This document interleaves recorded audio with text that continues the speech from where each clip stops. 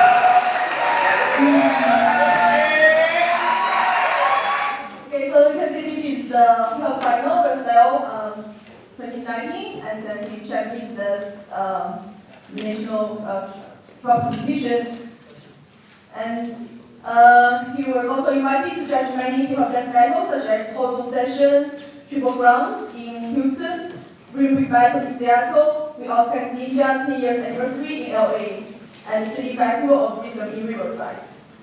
Here are some of the videos and him being a drum. This is the whole tour. What's the matter? Word on check it out. Just say it. Make you feel alright. One time, feel good, yeah.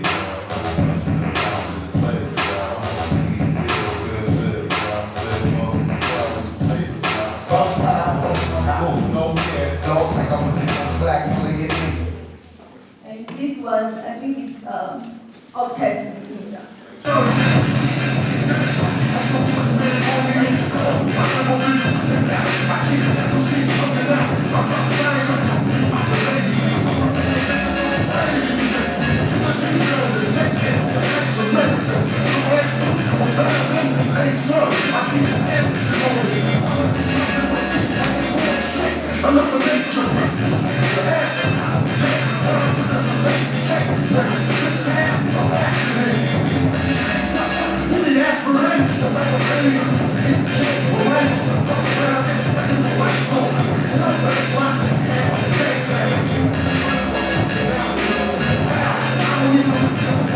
Okay,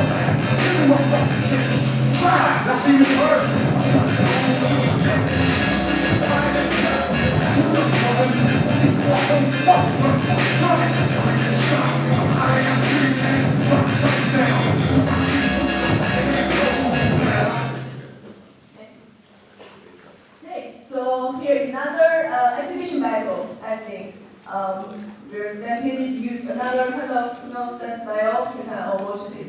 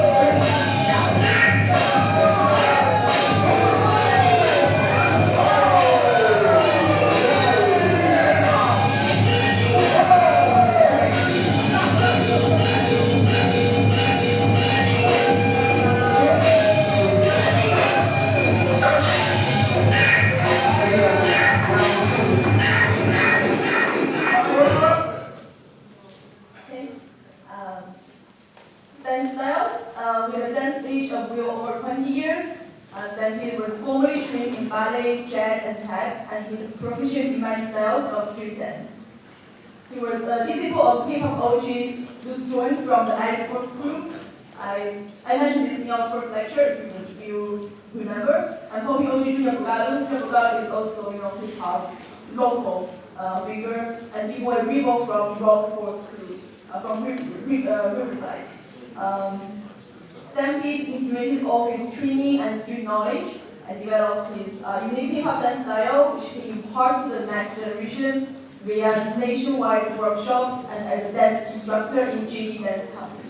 Now, here is a video of Stampede teaching hip-hop workshops. Can I give more of a hip-hop dances? I know it's like really hard to get an idea because of everything that's out there right now. That is like, you know what I mean? Like, but hopefully, like, that clarifies some things for everybody. And hopefully, everybody's looking for, yeah? There's a lot of resources, aside from YouTube, message people. Believe it or not, message the people, the walking people that are still out and about. You know what I'm saying? If you have their contact, there are people that can be in contact with people. Make sure you're just doing your research, yeah? The more you understand about dance, where it comes from, the background, the better you'll get. Just having that knowledge. Okay? More knowledge is what we do more, it allows you to understand more of why some things are what they are. When you just look at like, oh, this is what this is. It is how this relates to me. Or how what this is what it is, how it brings back around to like what it was like, yeah? So you can pull out more from within yourself. That makes sense? Work. Yeah? Go.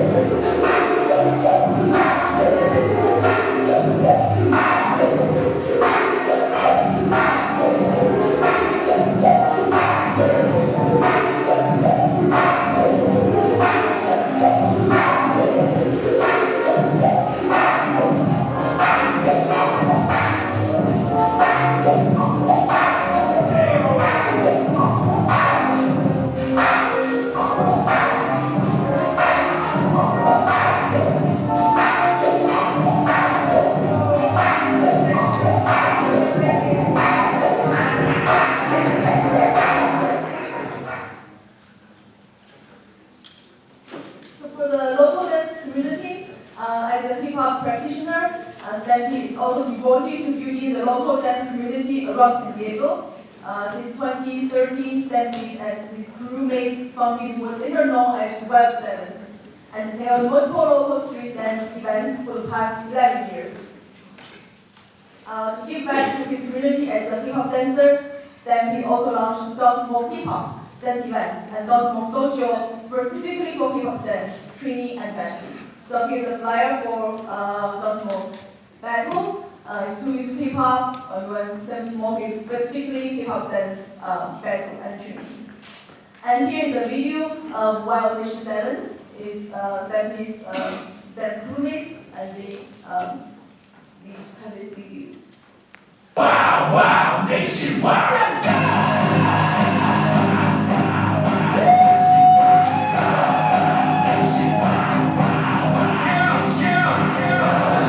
Nations fire, West Michigan bangers down. Don't smoke the sage the house. Be slid with a tango. Wow.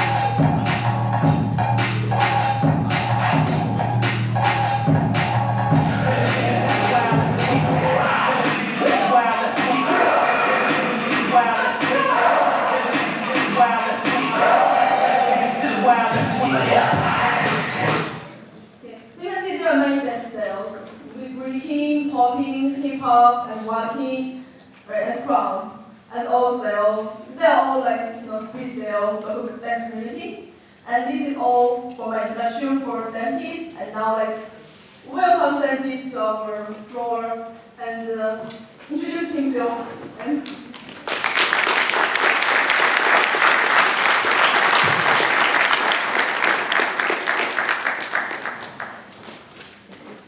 Hello.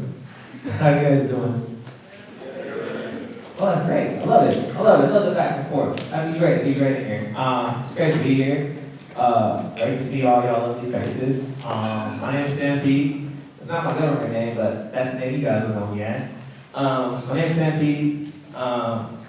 Representing this crew called Wild Sevens, based out of Oceanside, California.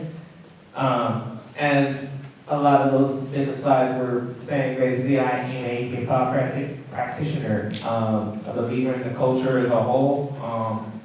I do many things that have to do with hip-hop outside of dancing itself. Dancing is one of the many ways that we express our ways in the culture. It's my specialty at it, but I pretty much dabble in all elements of it. You might catch me rapping here and there. I've scratched a little bit as a DJ. I've also done some graffiti. So yeah, I'm Stampede, and it's nice to be here with all you guys. So, yeah.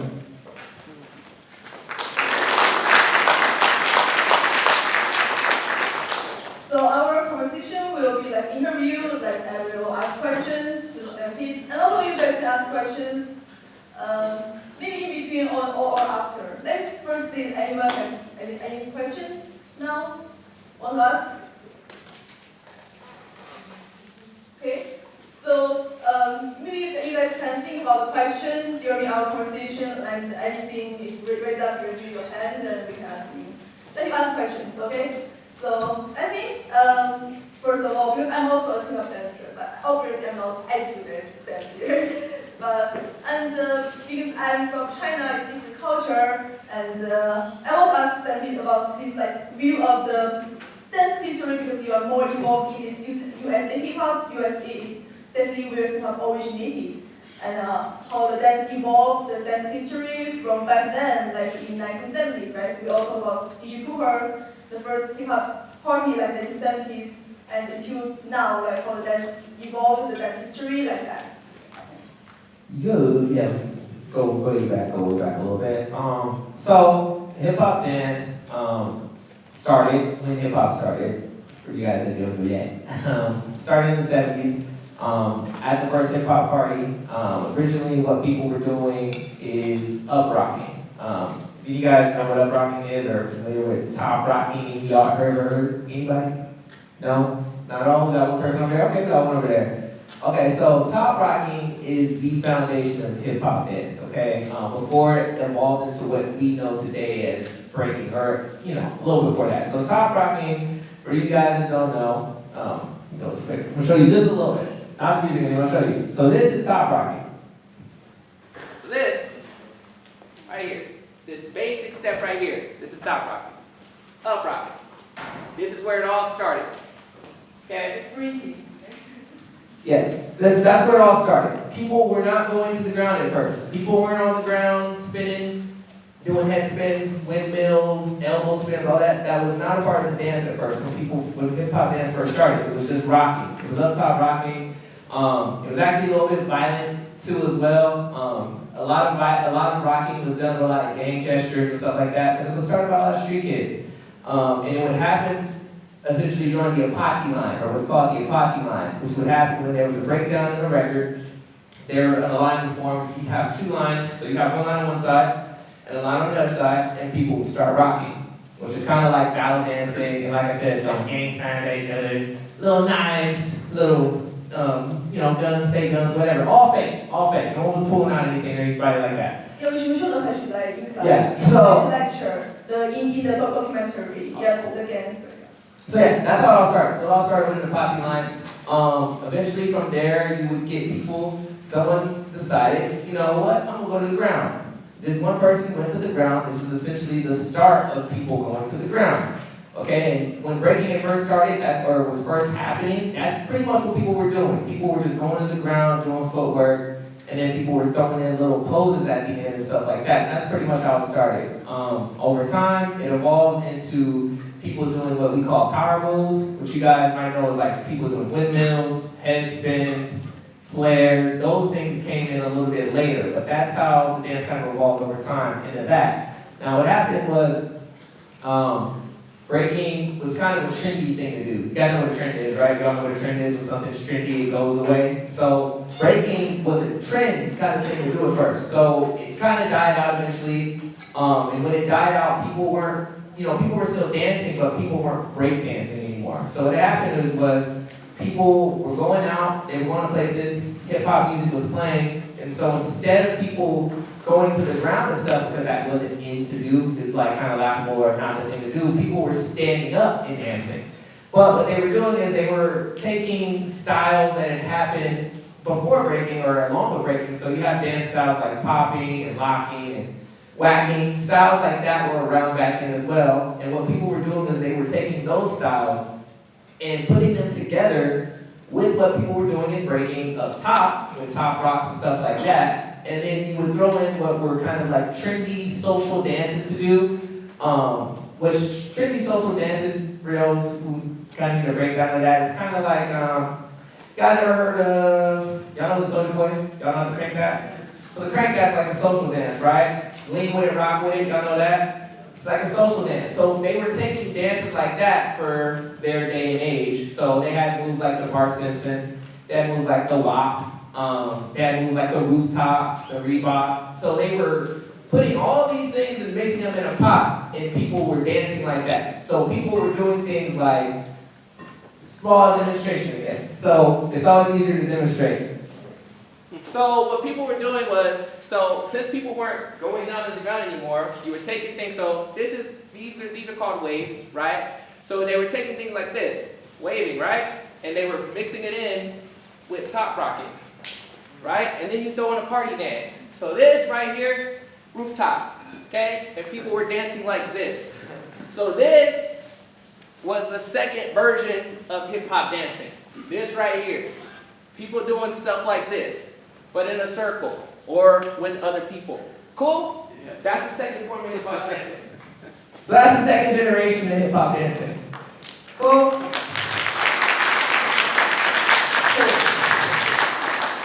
Okay, so from there, that kind of stuck around till about the early 2000s.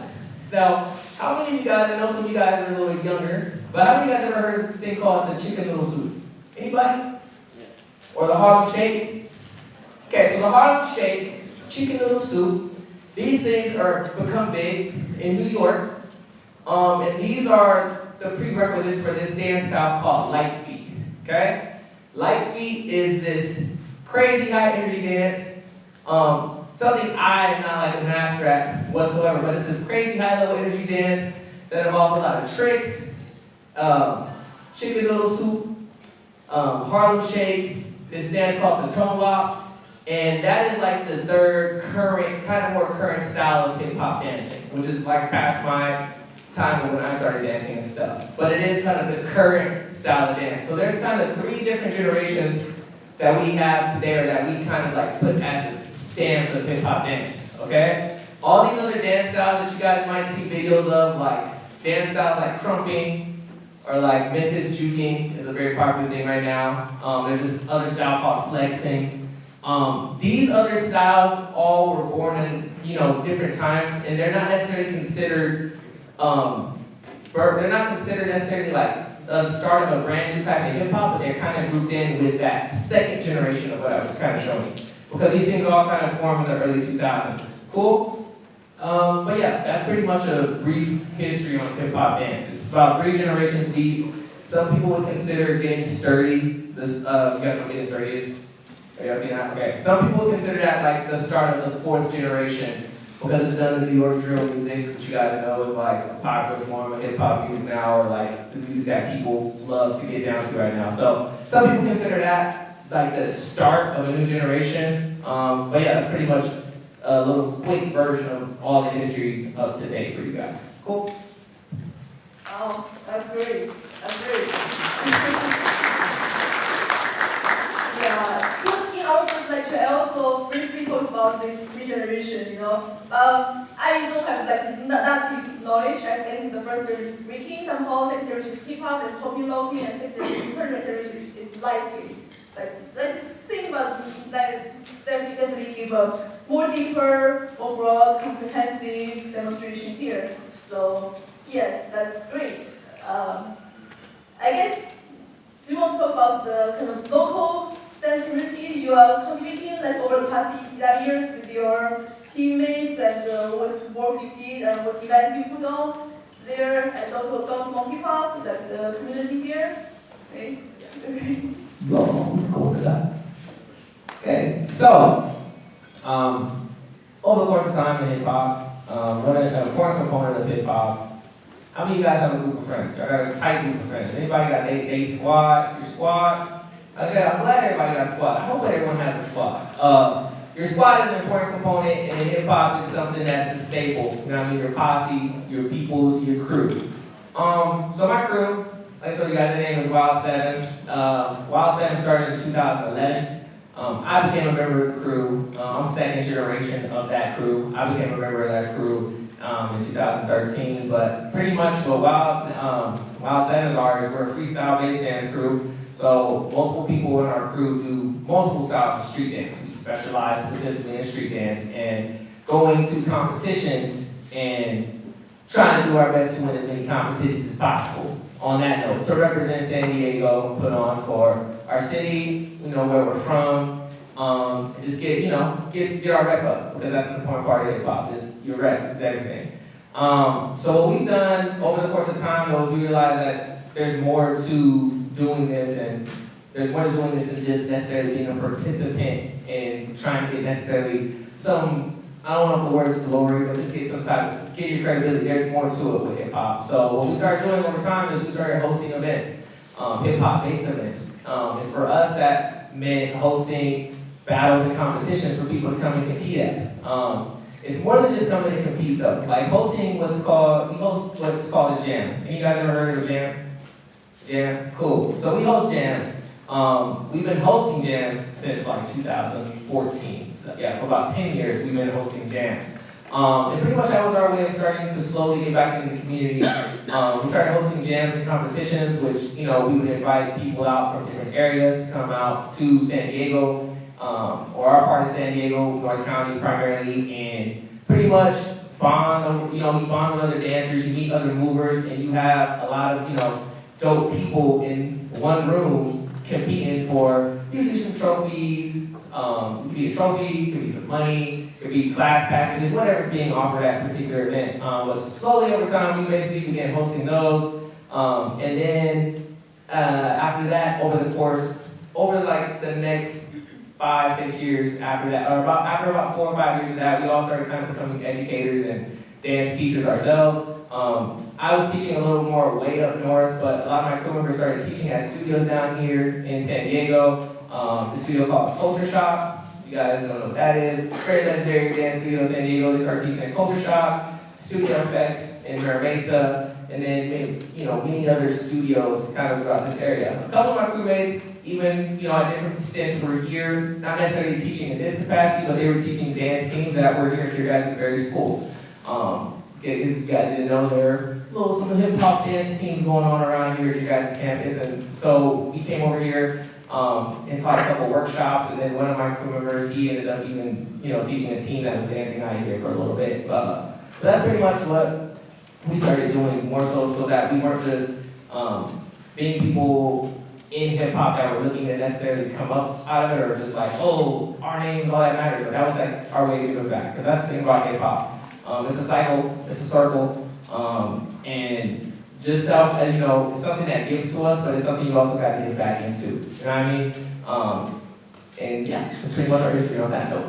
Thank you. So I know you are a new member doing this hip hop for a long time, and nowadays there are many contents on the social media, TikTok. How do you kind of comment on that? What distinguish the hip hop, the street dance from dancing in the social media, the online things? Okay, got you. So social dancing is a big part of hip hop dancing. And what's going on nowadays when you guys have TikToks and social media and stuff like that, it's pretty much that what we used to do back in the day, what used to be able to only happen if you were going to parties or if you were going to where hip hop was, it's pretty much happening at a faster rate. Or it's happening it's happening in the palm of your guys' hands. We all probably know that we could walk out of here right now and in 2 hours some new dance could go viral, and in the next 48 hours everybody's doing TikToks or doing Instagram reels trying to do this viral dance, right?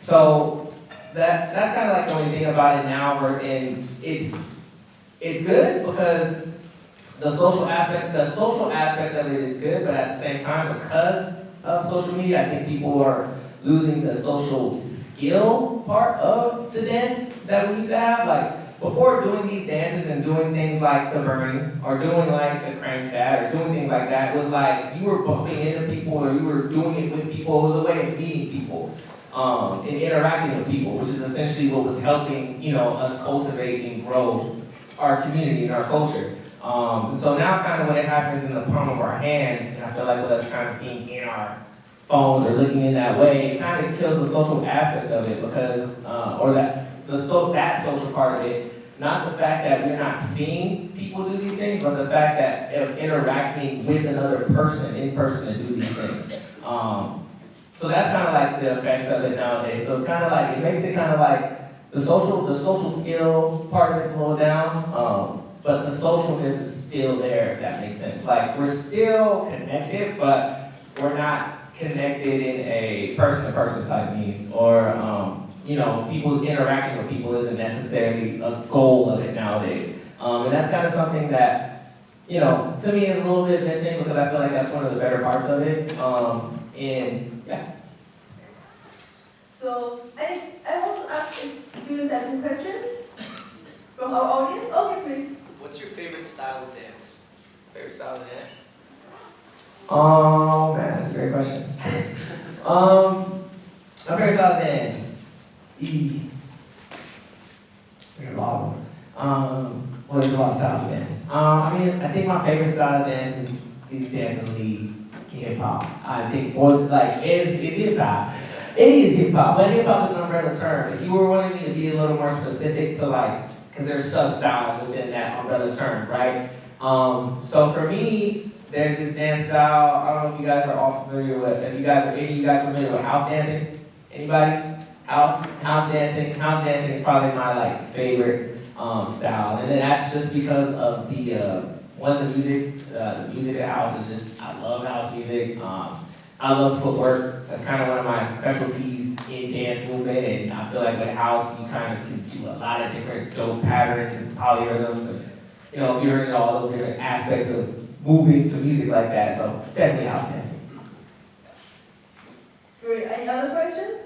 Okay. Okay. Well, you. What advice would you give just beginners who want to get into the dancing and just in general? My advice to anyone who wants to get into dancing is hip hop dancing. Man, that's a great question. I feel like the one thing is always to find a dope class. That's always gonna be dope. But I know sometimes people walking into a class can be a little intimidating. So I think to me, finding somewhere that plays dope hip hop music. Finding somewhere that plays dope hip hop music. I know everyone might not be 21 or things of that nature, but if you can find somewhere that plays dope hip hop music, I think that's where to start at. Because when you find somewhere that plays dope hip hop music, you'll kind of figure out what specifically about it like makes you move, and what makes you like. You'll kind of find like what makes you want to bop to it. Because there's all you guys know there's different subgenres of hip hop music. So if finding somewhere that plays good, like just variety of music, you'll find what you like, which will make it easier for you if you're looking for a class to further yourself, to know what classes you want to take. Because different people specialize in teaching different things. So find somewhere where you like, finding the genre of hip hop you like is super important in that. Like, because of all the subgenres and stuff. So I think that's a good starting point. And then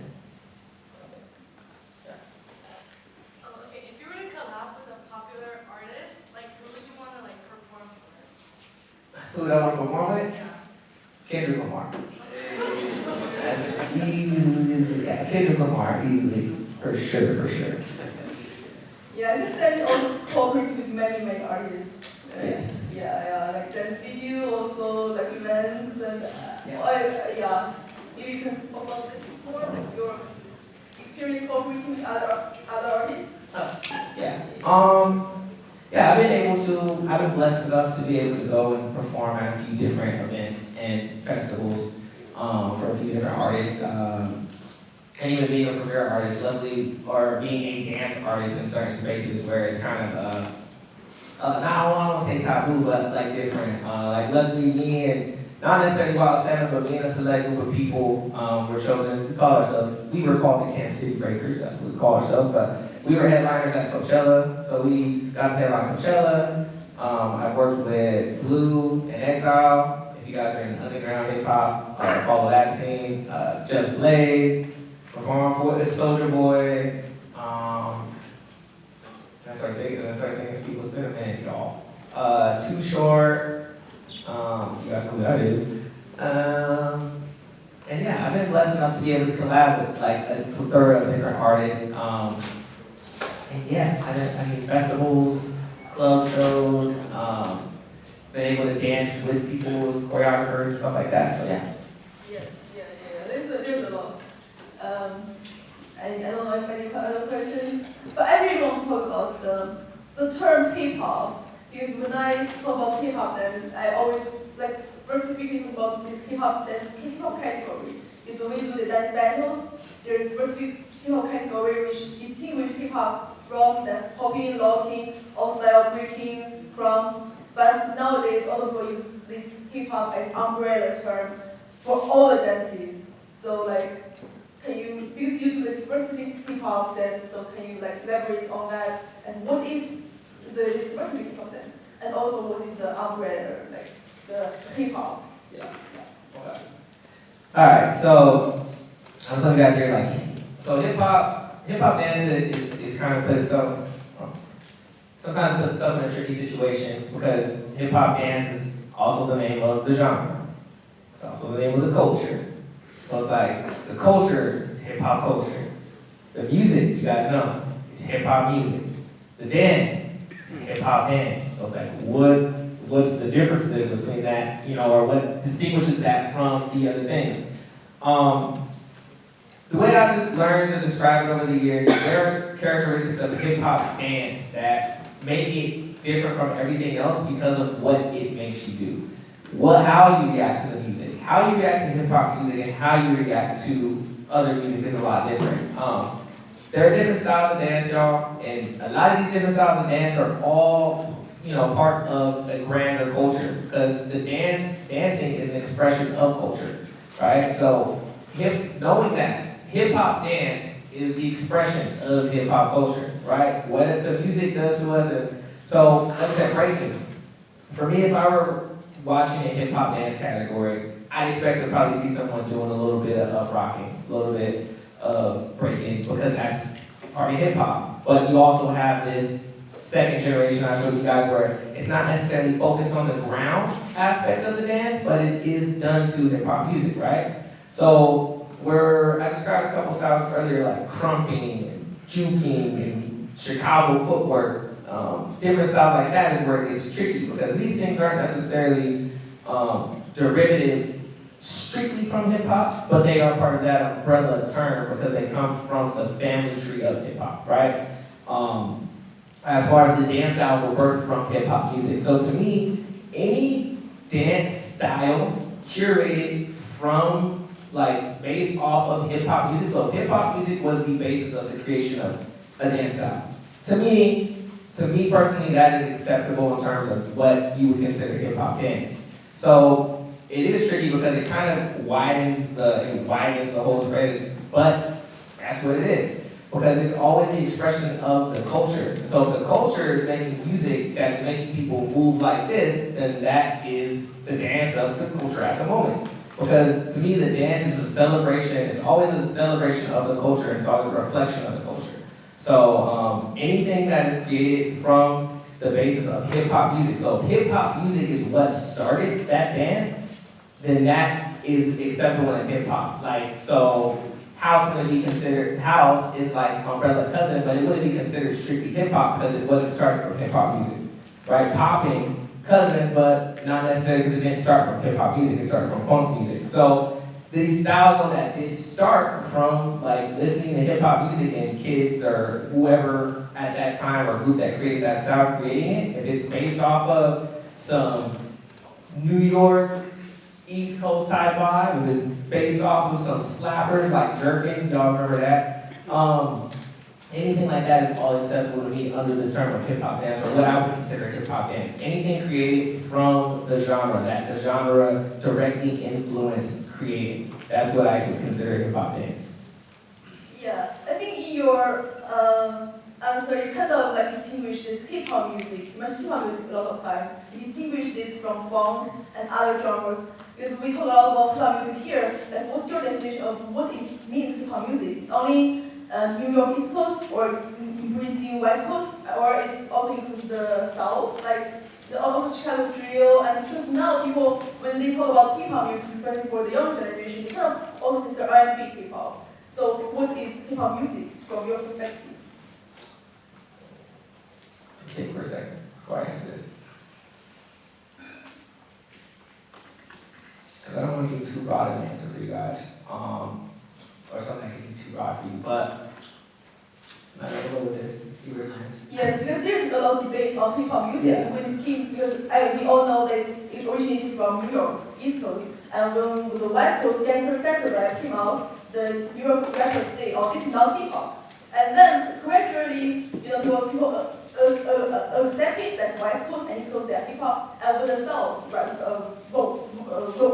goes out, and then people from West Coast and East Coast say, okay, the music from South is not hip-hop. But gradually in 2000, people still saying, okay, the South is also hip-hop. So they do this bounce, right? Crunk, and what's the style, like from the song? Yeah, trap, definitely, yeah, after that trap. I mean, at first, the people like from New York, from LA, they don't think this is hip-hop. But I mean, as time goes on, people think, okay, we can embrace that into hip-hop. And now, even hip-hop music has become more and more broad nowadays. And now there's the new styles of rapping, like abstract, even marble rap, right? All kinds of different style. And when you do this abstract music, people also say this is hip-hop music. Yeah. So, yeah. I'm gonna go with this. Rhythm and poetry over music that brings us together is hip-hop music. Like, rhythm and poetry over music that brings us together. And I say bring us together because, like you said, there's these different subgenres of hip-hop. And those things, the things that different people resonate to with those subgenres and stuff, like, especially rap's involved in all of it, it's just pretty much everyone coming together over just different types of mindsets, I feel like, right? Because music is a party too, so we all come together for that. You hear songs, it's a party too. Oh, it's a party song, it's a party record. But then you have songs that kind of invoke thinking, make you think. And we all sitting together in a circle thinking about stuff. Like, like, this is crazy, So I think rap over music that brings us together, it brings people together into like a like-mindedness in that while they're listening to that, to me that's hip-hop. Great, yeah. Because when I started dancing, we started old school. So old school is specific like rock, bounce, and there's all kinds of like different movements like Brooklyn, right? And now when music changed, nobody really uses these movements anymore. Then they develop this new kind of dance movement like Harlem Shake, kind of called a new style, the party moves like that. So the dance move also changed with as the music changed, the dance move also changed. But it's still like kind of hip hop. And I think the USA hip hop kind of changed too fast. I mean, because I'm from Asia, I'm from China, and we kind of preserving and stick to the old school things. We start from old school and then learn new school. Kind of there's a tradition. But when I came here, like the younger generation, they don't really connect to the old generation. Like the old generation, when they invented like bounce, rock, and all the old school movements, they don't do this anymore, and they don't have the foundation. So what's your comment on that? Kind of having foundation to be a dancer and having this connection to the old generations and stuff like that.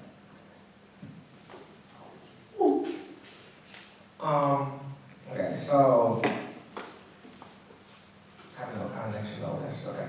So what happens over the course of time with hip hop and like dance as far as like connecting the generations and why there might be a sort of disconnect there, is the tricky thing about the movement, or I guess just what was happening back then, when hip hop was exploding, or becoming, in the baby forms of becoming what it initially was today. It was happening in multiple places, right? So in multiple places, you have different forms of foundation, right? Or some people consider there are different forms of foundation depending on where you're from. Because regionally, we're moving similar to the same, but regionally, these things are like looked at as differently. So terminology for these things is different as far as like teaching the foundation and passing it down. So what happened was just that as people are learning based off of where region you're from and stuff like that, you're learning different types of terminology. And people who were perceived as, I guess, like the prestigious people to learn from weren't necessarily around all the time to spread their form of terminology, but they were spreading their form of terminology in other areas. And so what you have happen is you just kind of have, and since they're kind of out and about, like spreading their terminology or like, you know, what their foundations are and things of that nature. This is kind of like the perceived notion of this is the foundation. And it's not that it isn't the foundation, but it's just not the only foundation. And so people are running different forms of foundation. And so now that things are kind of starting to become universal, when things are starting to kind of like become like we're starting to try to like, this is what we want this to be, it's kind of like created a clash. And that clash is kind of what causes disconnect between the generations, because some people are like, well, this is what this is. But other people are like, no, that's not what that is, this is what this is. And that all kind of just comes from just it all happening at the same time, and just certain people getting, you know, I guess getting the big look or getting the opportunity and other people weren't. So it kind of just led to a, kind of not a spread of misinformation, but just a spread of different information. So it's kind of just something that's kind of auto-correcting itself at the time, or at the moment, because now people are starting to see and connect the dots of, okay, well, we were doing this at this time, this was being done at this time, and now the foundation is kind of starting to auto-correct itself for people here in the USA to kind of like get on a chord of what that is versus how people were being taught over there that this is what it is based off of, you know, who was going and teaching. But here, when those people weren't teaching, people were still creating. And so that's what kind of led to the whole like disdain and the whole like, oh, what is like the whole breakoff point of it. So it's just something that's slowly correcting itself here, and something that's not necessarily anybody's fault per se. But just, that's just how things have been kind of over here, as far as like the dance and and why there was that disconnect and stuff, and why it seems like it's like that. But it is something that is kind of fixing itself, or auto-correcting itself and things of that nature as we work together to kind of like get things and like put things in like a linear type of way, or make things linear and easier for people to understand, in sense it's like, okay, this is from here and this time and and etc. Thanks. So talking about foundation, we know you were danced for like over 20 years and you are trained in multiple styles, jazz, tap, and even ballet. So how your training in all styles, the multiple styles, help you dance and help you to form your own style in the street dance or hip hop dance? Okay. So the easiest part was, forming your own style is, I feel like, the easier part, because it's just being yourself. Originality is you being yourself 100% authentically who you are, proud to be you, and just walking out there and saying, this is me. That's originality, and that's how you create your style. And I never really had an issue with that, just because how I got into dancing. I got into dancing just like at family parties, family functions. I was in high school, 9th grade, and we were at the quad. My school had a little quad area at the time. This is around the time Michael Jackson passed away. So they were out there, they were playing some Michael Jackson music, and one of my friends who knew I danced, they knew I danced, they were trying to find somebody to dance, so he was like, hey, this guy dances. The whole school was out there, I wasn't trying about that. They said, this guy dances. And I was like, yeah, that guy dances. And I got pushed out there in front of my whole school. And in that moment, I mean, what are you gonna do, right? You either gonna, well, I don't know what you guys do in that moment, but you know, your whole school is watching. You just got pushed out there, and you're like, this is, this is my freshman year, so fine, I'm not trying to make a bad impression. I'm not trying to get known or get a name for years to come because, okay, at this moment, I ran off or something. So I just started moving, right? Started moving the music. And it didn't go terrible, you know what I mean? I think my go-to move at the time was, I knew how to do the splits at the time. I can't do the splits now, so don't ask me to, please. But that was my move at the time. So I remember like people were kind of just watching, and I just did the splits. And they were like, woo! Like, this guy did the splits, do it again. So I did the splits again. And I was like, oh, he did it again. And this is kind of, I was like, oh, this is something I can keep doing. Like, I can do this. I regretted it a little bit later. It hurt a lot later. But I did it a couple more times. I was like, okay, cool. This is something I can do. So I have my style at the point. I'm gonna dance and do stuff. I'm gonna end with the splits. Yeah, that's simple. It's a nice grade, y'all. But through that led to me being like, okay, like how else can I get better at dance? And at the time where I lived at, there wasn't access to a lot of studios to learn different street styles at, but we had dance classes. We had dance classes at the school, and stuff like that. There was a studio by my house. They didn't have a lot to offer, but that's what lets me get into other styles of dance. Because I wanted to get, or other styles that aren't street dance. Because I wanted to get better at dancing, but so I figured, okay, maybe this stuff will still help me out. So that's when we started taking ballet. Everyone says that ballet is like the foundation of dance. So I took ballet, and then I took tap dancing because, again, my fascination with footwork. So I took tap dancing, and then I took jazz, and basically those were just other things that I was doing to, you know, expand on my knowledge. Like, okay, what can you do with dance and stuff like that? Now, when I was going out dancing, I wasn't going out and busting out ballet and stuff like that in circles. I wasn't doing that, but they not because it wasn't hip hop. It wasn't hot, but it was helping me. It helped me to understand different things that I could do with my body and like be aware. So I could do this to you. I could do this. I could try to make this hit like this. So that's kind of why I started learning those other dance styles and stuff like that. Had to do the whole thing, y'all. You know, tights and everything, dance bell, all that stuff. But I learned it all so I could learn how to expand just as a dancer until I eventually got to the point where I met my crew members and I could, you know, start actually practicing more street dance and like learning more street styles and stuff like that. So yeah. Great. So let's see, is there any question from the audience? Any question arises? Oh, please. It's just a curiosity question. What's your favorite like house artist? That's a great question. That's a great question.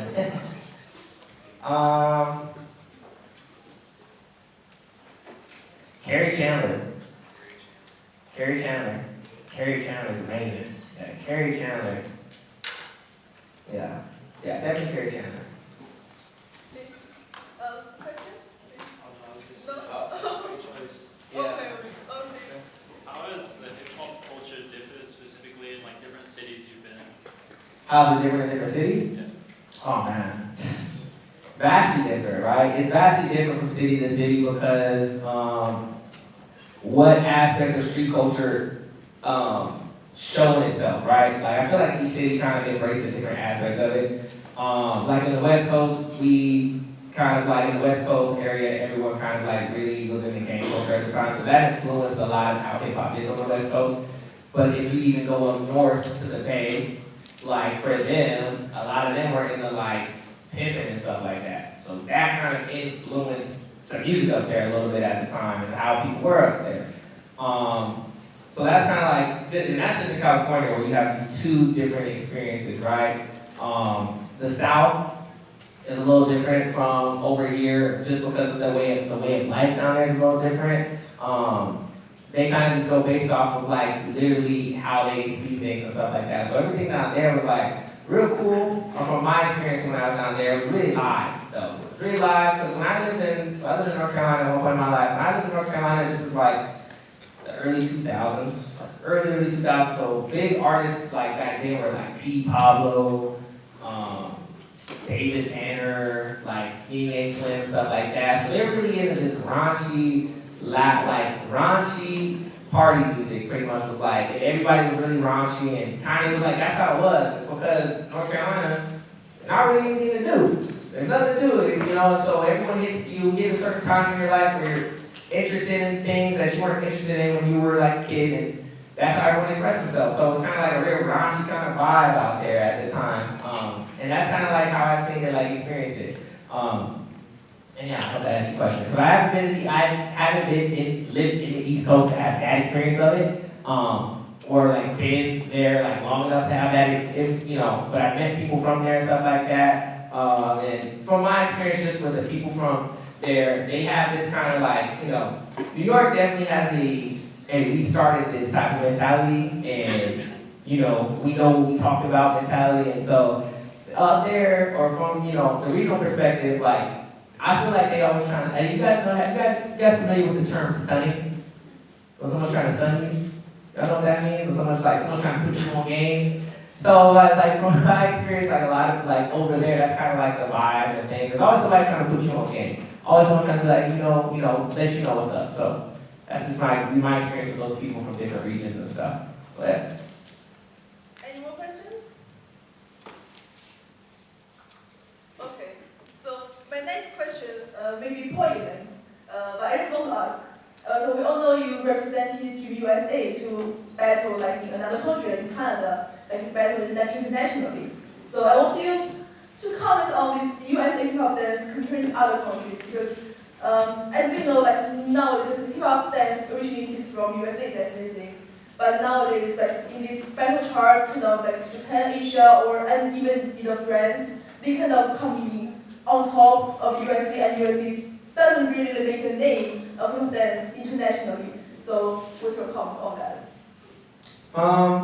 It's an interesting position to be in. I feel like being from the USA now and entering a hip hop battle in like other countries is like it is you against the world, but I literally mean like it's you against the world. The USA is kind of I don't want to say the word is frowned upon, but it just feels like ghosted, I guess, in the sense of these conversations of hip hop dance and skill level in other places, because a lot of people from the USA don't go out to other countries to represent, or they don't get invited to a lot of events to represent because USA is kind of looked down upon in terms of hip hop dance. Just because of what other countries have been able to, I don't want to say it's because their skill level is that much better, but just what other countries have been able to cultivate and do with hip hop dance on a grander scale, I feel like kind of gives them a sense of pride in what they kind of do for it versus what we do here in the USA. We haven't necessarily been able to cultivate these super giant massive competitions on a consistent basis. And so it's kind of like, it's an interesting position because you're kind of like, when you go to other places and people hear you're from USA, it's kind of like, oh, somebody from USA is here? Like, what are you doing here? It's kind of like the whole, that's the energy you get when you go to other places. And so, or sometimes when you go to other places and people see that you're good, they don't believe you're from the USA. It's that's a crazy way, right? You guys try to hear about this. But you go to other countries, people have their perception of the USA as a whole. A lot of people from other countries have their perception of us. People pay attention to the things that happen here.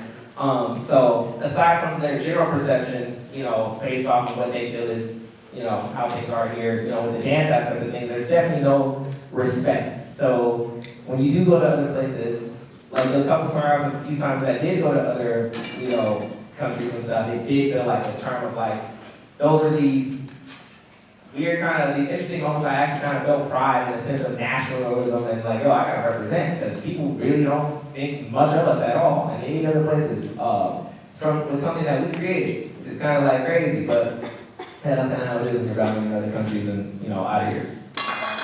Yes, you mentioned like cultivate. So I'm curious events because we know like POD is a Chinese event, dance event. Like other countries like in France, they all have these international dance events, but USA like kind of like lack in that part. So what do you think what's the reason for this? Like other countries like having this ability, I would say, like with these international events, but USA hip hop dance kind of doesn't have that opportunity. Just from talking to people from some other countries and my experience in other countries and stuff, I just think other places value art a lot more than the USA does. At one point in time, I feel like, we did, but, we kind of lost the value in that, and that's pretty much really what it comes down to. I mean, these other places that have these bigger events, a lot of these things are actually, a lot of those big events are government funded events. Like, they love, like, their kids, like, being involved in arts, and like, yes, let them do it. Like, the other people, other countries care more about art than they do here. And that's pretty much like a simple way to put it. Like, that's the simplest way to put it. Other places just have more of a care for art. Events here, usually the bigger events and stuff like that, a lot of them are self-funded events. Like when we and my crew throw events, a lot of times we throw those events out of our own pockets. Like we come up with the money, we fundraise for it, or whatever we need to do to throw events. And a lot of other people kind of do the same thing, or have, do the same things. And, it's a grind. It's a lot of a grind to put on these big events and cultivate them, especially when you're coming out of your own pockets and stuff. So it's really just, that's really the big thing. That's the big difference between here and other places and why it's like that, because they just have people that care about their art more. Yeah, definitely, that's definitely one of the reasons. And I think in terms of cultivation, we also talk about like teaching, right? The next generation. Like, because when I went to Paris, they have the real school, like they train like people doing K-pop, doing freestyle. But I didn't see that like in the USA, like very. I mean, we have a few, but not many, not as strong as them. I mean, so in terms of that, what's your comment? Yeah, I mean, it kind of piggybacks off of the last point. I mean, what she's talking about expanding, or what she's talking about right now, if some of you guys don't know, you can go to other countries and take an accredited college course on a street style of dance in other places. Some places you can go and your whole class, your schedule, all that could be based off street dance. Like, you know, it's just kind of like a really just believing that investment of the arts and such. And, you know, for someone to do something like that over here, one would take a lot of support.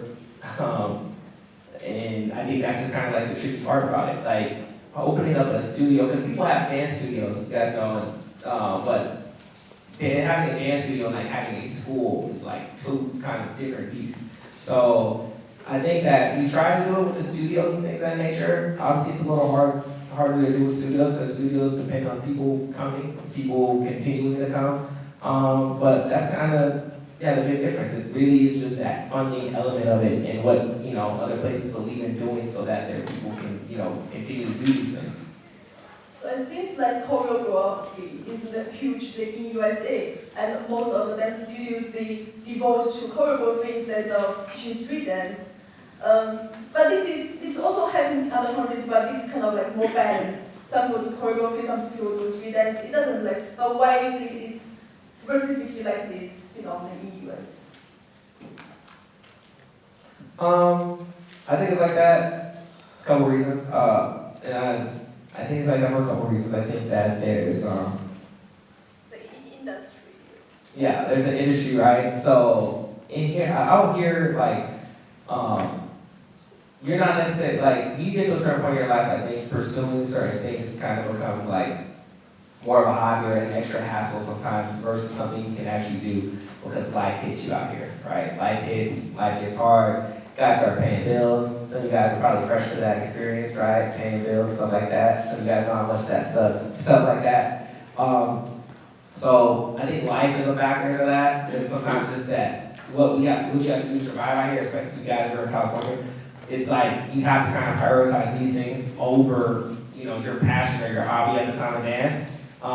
Secondly, I feel like just the teachers who can teach these things. I think there's not a lot of street dance teachers who take the time to learn how to teach. It sometimes can make it hard for people to follow in classes. Sometimes it makes it hard to take someone's class when maybe their approach might just be, you can't do it. Oh well, you can't do it. Or it just goes like this, right? How many of you guys ever learned how to do anything like that just because someone told you you can't do it, right? Or hey, you're gonna get it. How many of you guys learned anything like that? Some of you guys might have, right? But if I took you right now in like an advanced math class, I'm just gonna say advanced math class. Took you an advanced math class. I threw an equation on the board you've never seen before in your life, right? You have no idea anything about it. And I just said, solve it. And I just like, solve it. How many of you guys are gonna be able to solve that equation? Yeah, no one's probably gonna be able to solve that equation, right? And that's kind of like the issue we kind of have at times with street dance or teaching street dance because people don't learn how to teach. So I think as people learn how to, hopefully that will change. As people learn how to teach, people are getting better at teaching. That's one thing. But I think for a bigger part of why that is that's kind of probably an issue of it. Like people not being able to teach and teach efficiently, or even teach in a way that makes people want to keep coming back. Because that's part of it. Yes. So in terms of teaching, like if you want to be good at teaching, they need some support. But as far as I know, like if you are a dance artist, you are always an honor kid. Like if you want to make a living as a dance artist in the USA, like if you don't do choreograph, if you do this freestyle or freestyle, it's very difficult to make a living as a dancer or dance artist. Like what's your experience or your comments on this? Yeah, it's the continuing, undervaluing of arts, but I think that is something that it's slowly changing. I watched it change from the generation that came before me to people like myself in the current time, or like I'm a little bit in dance right now, guys. I'm a generation above where they kind of are right now. But the generation right now, people are slowly starting, like, the love for that art is starting to kind of come back again, and that's because people, I think, are being exposed better because of social media and stuff like that. It's something that kind of sucks. I also think that art and people kind of a crab in the bucket type thing is kind of like not helping that at all either, because people have kind of gotten to the point where they'll do anything for $1, or anything like for any type of amount. And so when that kind of started happening, that hurt a lot because people were taking things like, if you won't do something for a certain price, well, I'll go find someone else who will do it. People not necessarily standing together as artists to demand better. So as artists continue to demand better, and do what's necessary to get better, that will change over time. But that's why it is how it is. It's like that because people are not necessarily standing together when they needed to. And probably accessibility now. Like we talk about the social media thing, and you can find anyone who can do anything now. And then you have AI and all that. That's a whole different conversation. I'm gonna get into AI. Okay, I guess basically this conversation is too serious, because this is some topic I want to cover. But let's see if there are any questions from the audience. Anyone wants to ask something? Something? Okay. So what else? What else you want to talk about? I guess because in terms of teaching, for sure, my own experience that when I was in China, people go time into teaching, especially old school foundation, when I studied hip hop, you need to do bounce and roll for 1 to 2 years before you do anything else. But here is people come on as freestyle, listen to the music and listen to the music. So it's a lot of different training process. Because Asian people are very known for work hard, right? So we also see this from here. So it has a different training skill, training system. And what do you think about specifically teaching how to teach a dance, teach this even and also talk with the younger generation to dancers. So teaching, I think with teaching the next generation of people that come after you, as you guys will all probably go and teach other people things just in general life, whatever. It's about learning how to meet people where they are, right? That's a very important part of teaching. I think the ability to meet people where they are is important, and building the skills to do so is important. So with teaching different age groups and stuff like that, that's kind of how it goes. I wouldn't teach a 3-year-old, I teach 3-year-olds, but I wouldn't teach a 3-year-old how I teach a 10-year-old, or I wouldn't teach a 10-year-old how I teach maybe the 7-year-old, things of that nature. So just kind of gaining the ability to meet people where they are, skill level wise, and kind of build from there is the important part, I think, of teaching and getting better at that. Great. Any questions? What are some challenges you found with teaching? What are some challenges you found with teaching people? Challenges? Yeah, maybe an unexpected challenge of teaching someone else to dance. That's a great question. The unexpected challenge is just teaching people to be comfortable. That is the number one thing that is important when you're trying to dance. I think being comfortable, being confident. So being comfortable has been the most surprising thing, the hardest thing to teach, but also teaching rhythm. I know some people think you can't teach people rhythm, but you can teach people rhythm. That's probably the most challenging thing though, for sure. Right now. Teach you right now.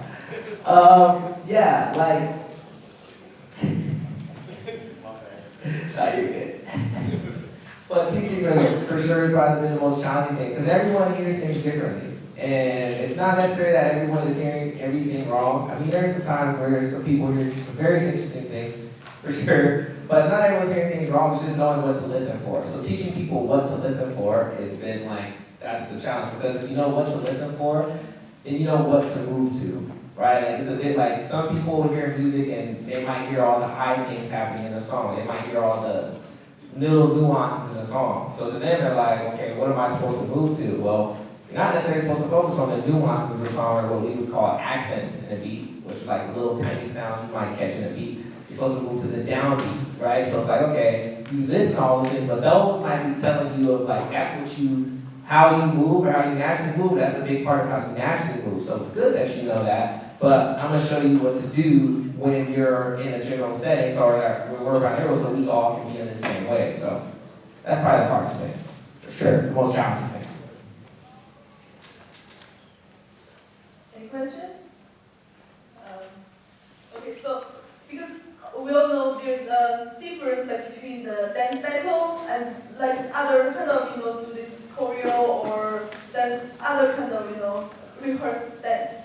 So do you want to kind of elaborate, because you participate in many dance events, you judge many dance events. Do you want to talk about the dance events here, like, all around things that people don't know? Yeah. Okay, so yeah, that's a great thing to actually say. So I want to let you guys all know that, how many of you guys have seen a dance movie before, like a Step Up or something like that? Or even Step Up, you guys heard dance movie, dance with, things of that nature?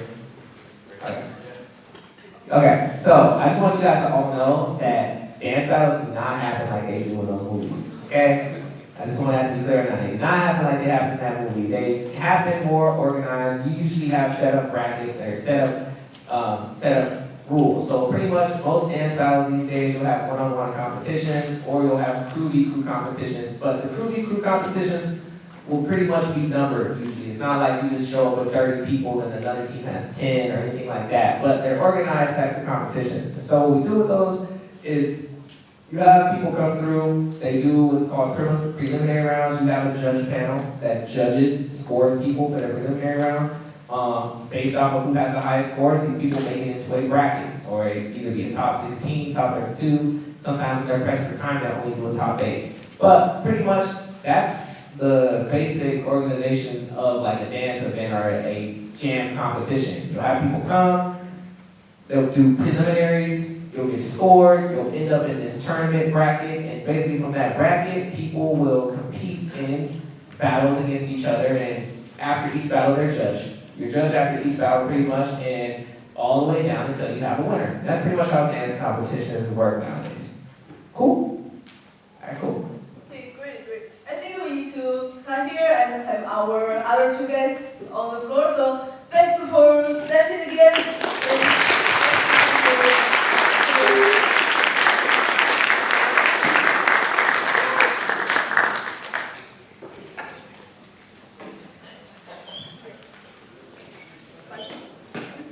Yeah, we can get a 5 minutes free. 5 minutes only. 5 minutes.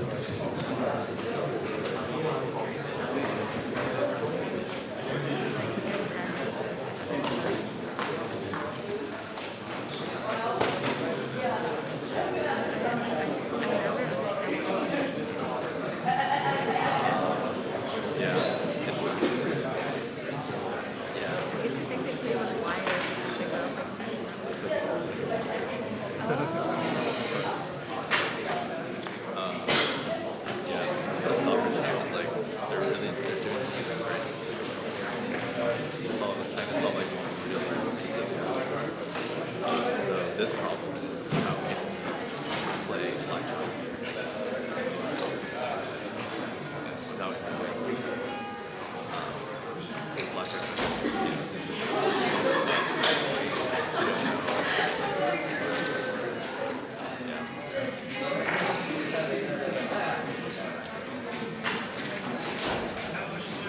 Yeah, like, no, like,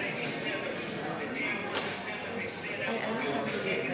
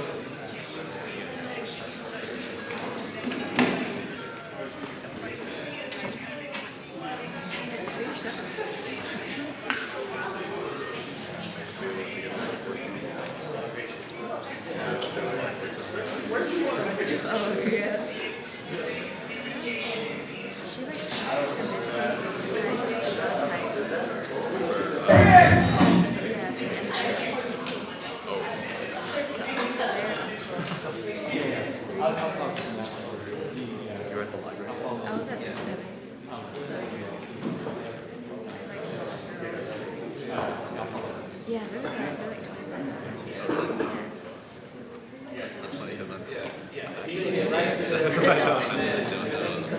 it's weird because my friend, she's a transfer, she's like a oh wait, not much, So she's a second year now. But she's in the second. I guess it's Okay. the age. Right.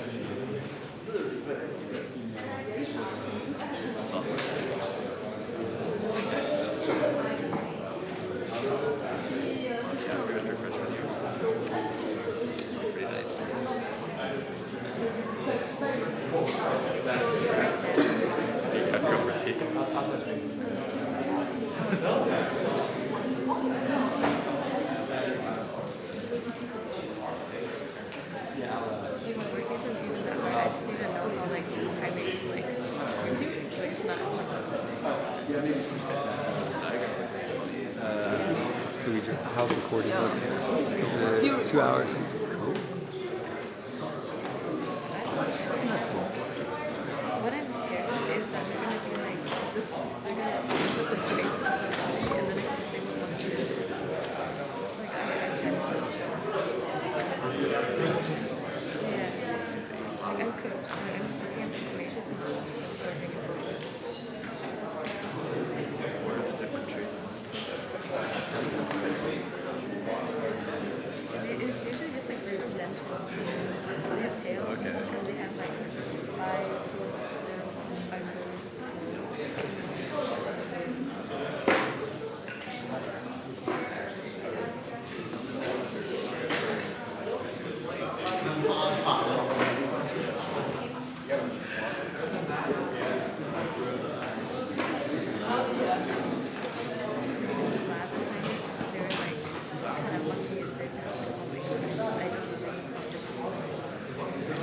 They just keep showing a picture of them.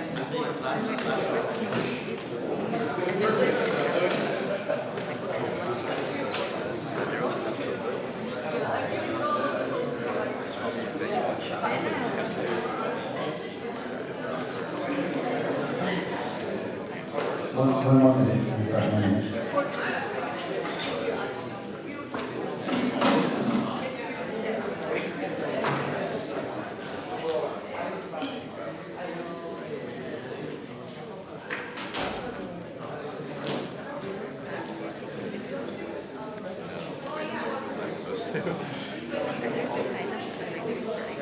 Oh, right. Actually, no. I really should. It's probably going to be a whole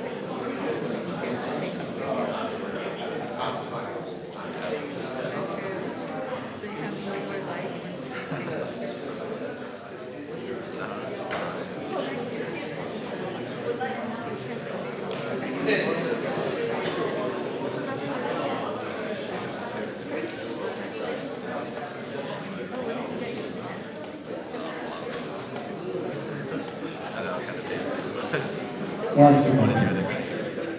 right, welcome back, everybody. Welcome back, welcome back. Perfect time, perfect time.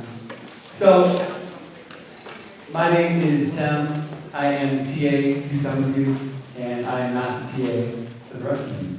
So thank you for coming. Thank you for coming out tonight to this guest lecture, or with our guest presenter. I have a quick question before we dive into our next two guests here, and this will kind of help determine the way we take this conversation.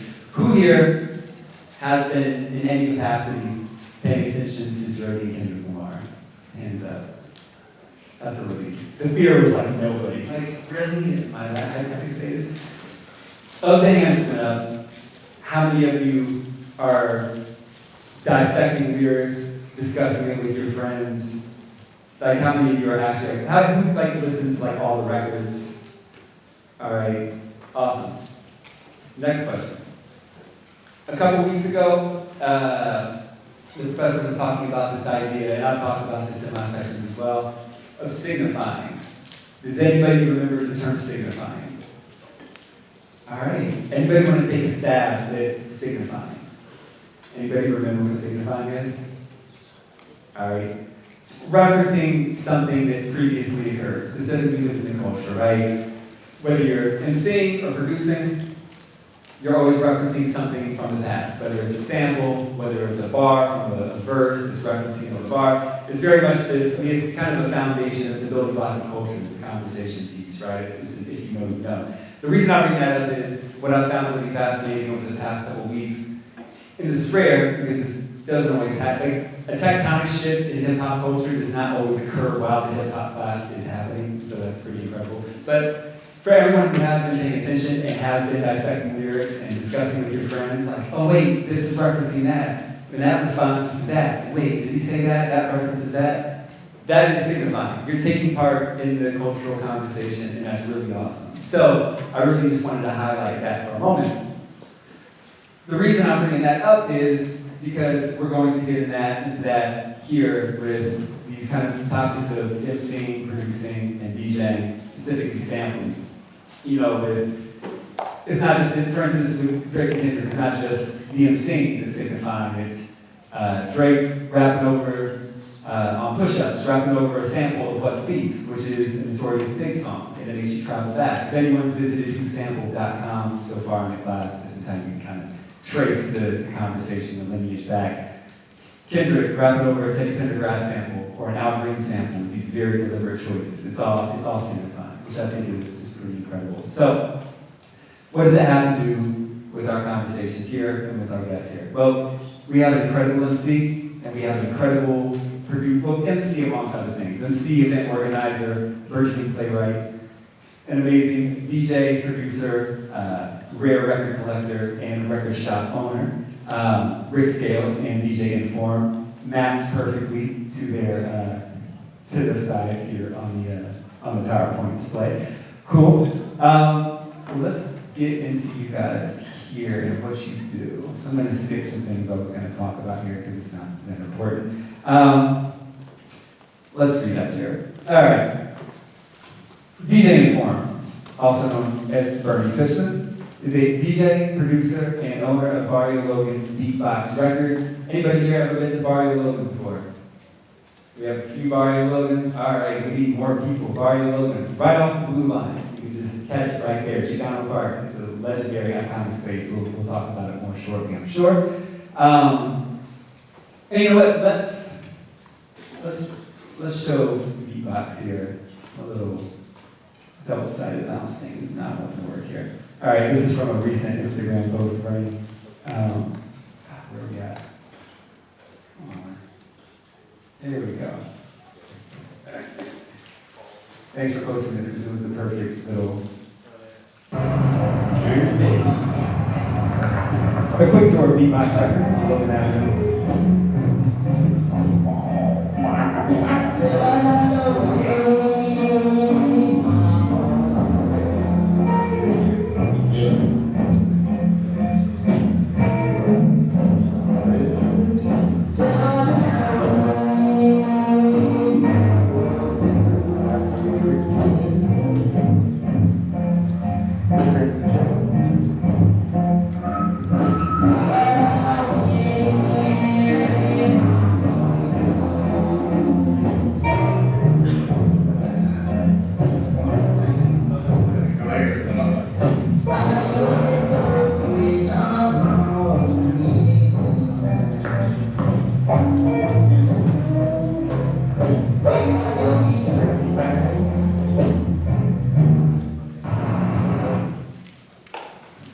it's like a museum in there. It's beautiful. And that is a life-size cutout of Prince, Purple Rain, that has been there since the beginning of the record shop 10 years ago. As a DJ, he has toured the country. I remember Warped Tour being one. Yeah, back in the MySpace days. Just the ages. Spins, vinyl sets, 45 sets, full vinyl sets, rare funk, soul, and boogie, and much more throughout San Diego. He has produced for notable San Diego MCs such as Odessa Kane, and released a host of mixtapes featuring classic rare funk and soul gems, which you will get into. His record shop, again, Beatbox Records, specializes in vintage vinyl, all types, you just saw this, and notably has been featured among a ton of just vinyl websites, vinyl enthusiast websites, nationally in the Wall Street Journal and the New York Times, top 5 places to visit while in San Diego. And most recently, celebrated 10 years in Barrio Logan, so the shop is officially double digits now. That is no small feat for a small business owner. So make some noise one time for DJ Inform.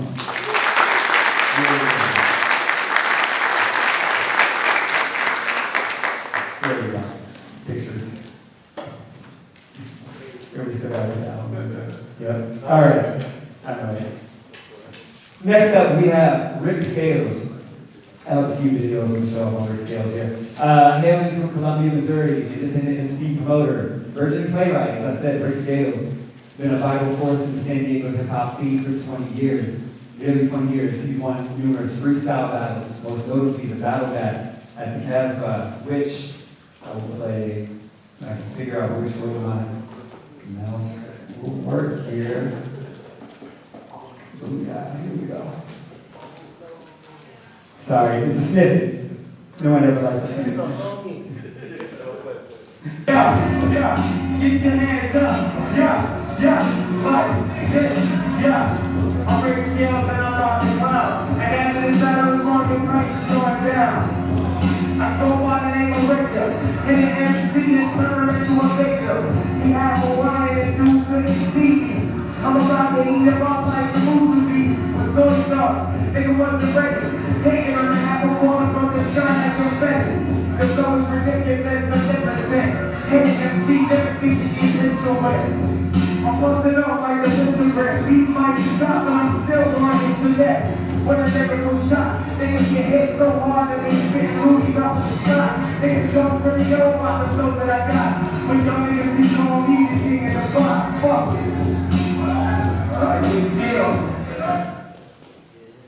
It should be noted that and we'll talk about this idea of freestyle versus writing, but that is all freestyle, that's all off the top of the head, which is really incredible, specifically in the flow and the cadence. But yeah, organizes an event, Slappin Hands, which we're going to try and touch on here as well, monthly local showcase, mostly local, for hip-hop and R&B acts. And this is a quote I'm going to pull from Step Off magazine, but made a name for himself in the region's underground hip-hop scene as an adept battle rapper, as we've seen, and half of the duo 18 Scales, consisting of himself and MC producer Ralph Quasar, aka 18 Cents. Show a quick shot of that here.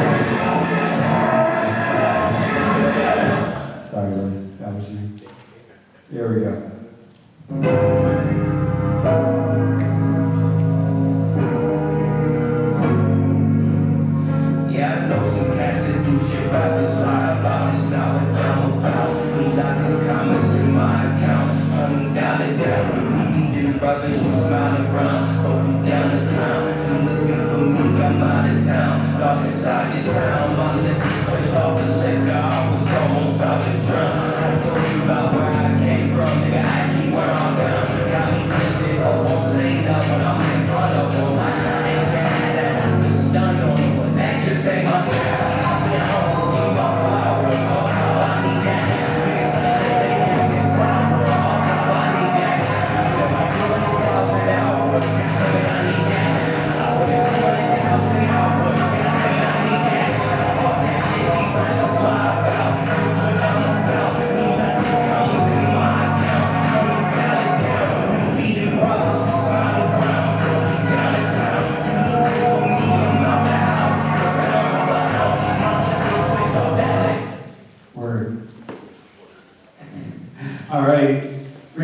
created a, quote, tapestry of sounds, ideas, and philosophies that set his music apart from anything being created by his peers in the underground hip-hop scene in San Diego, which I wholeheartedly agree with.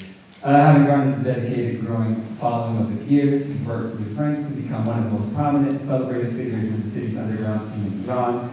Again, it's something I agree with wholeheartedly to be one of the centers of the San Diego hip-hop scene. Make some noise one time, y'all, for Ric Scales.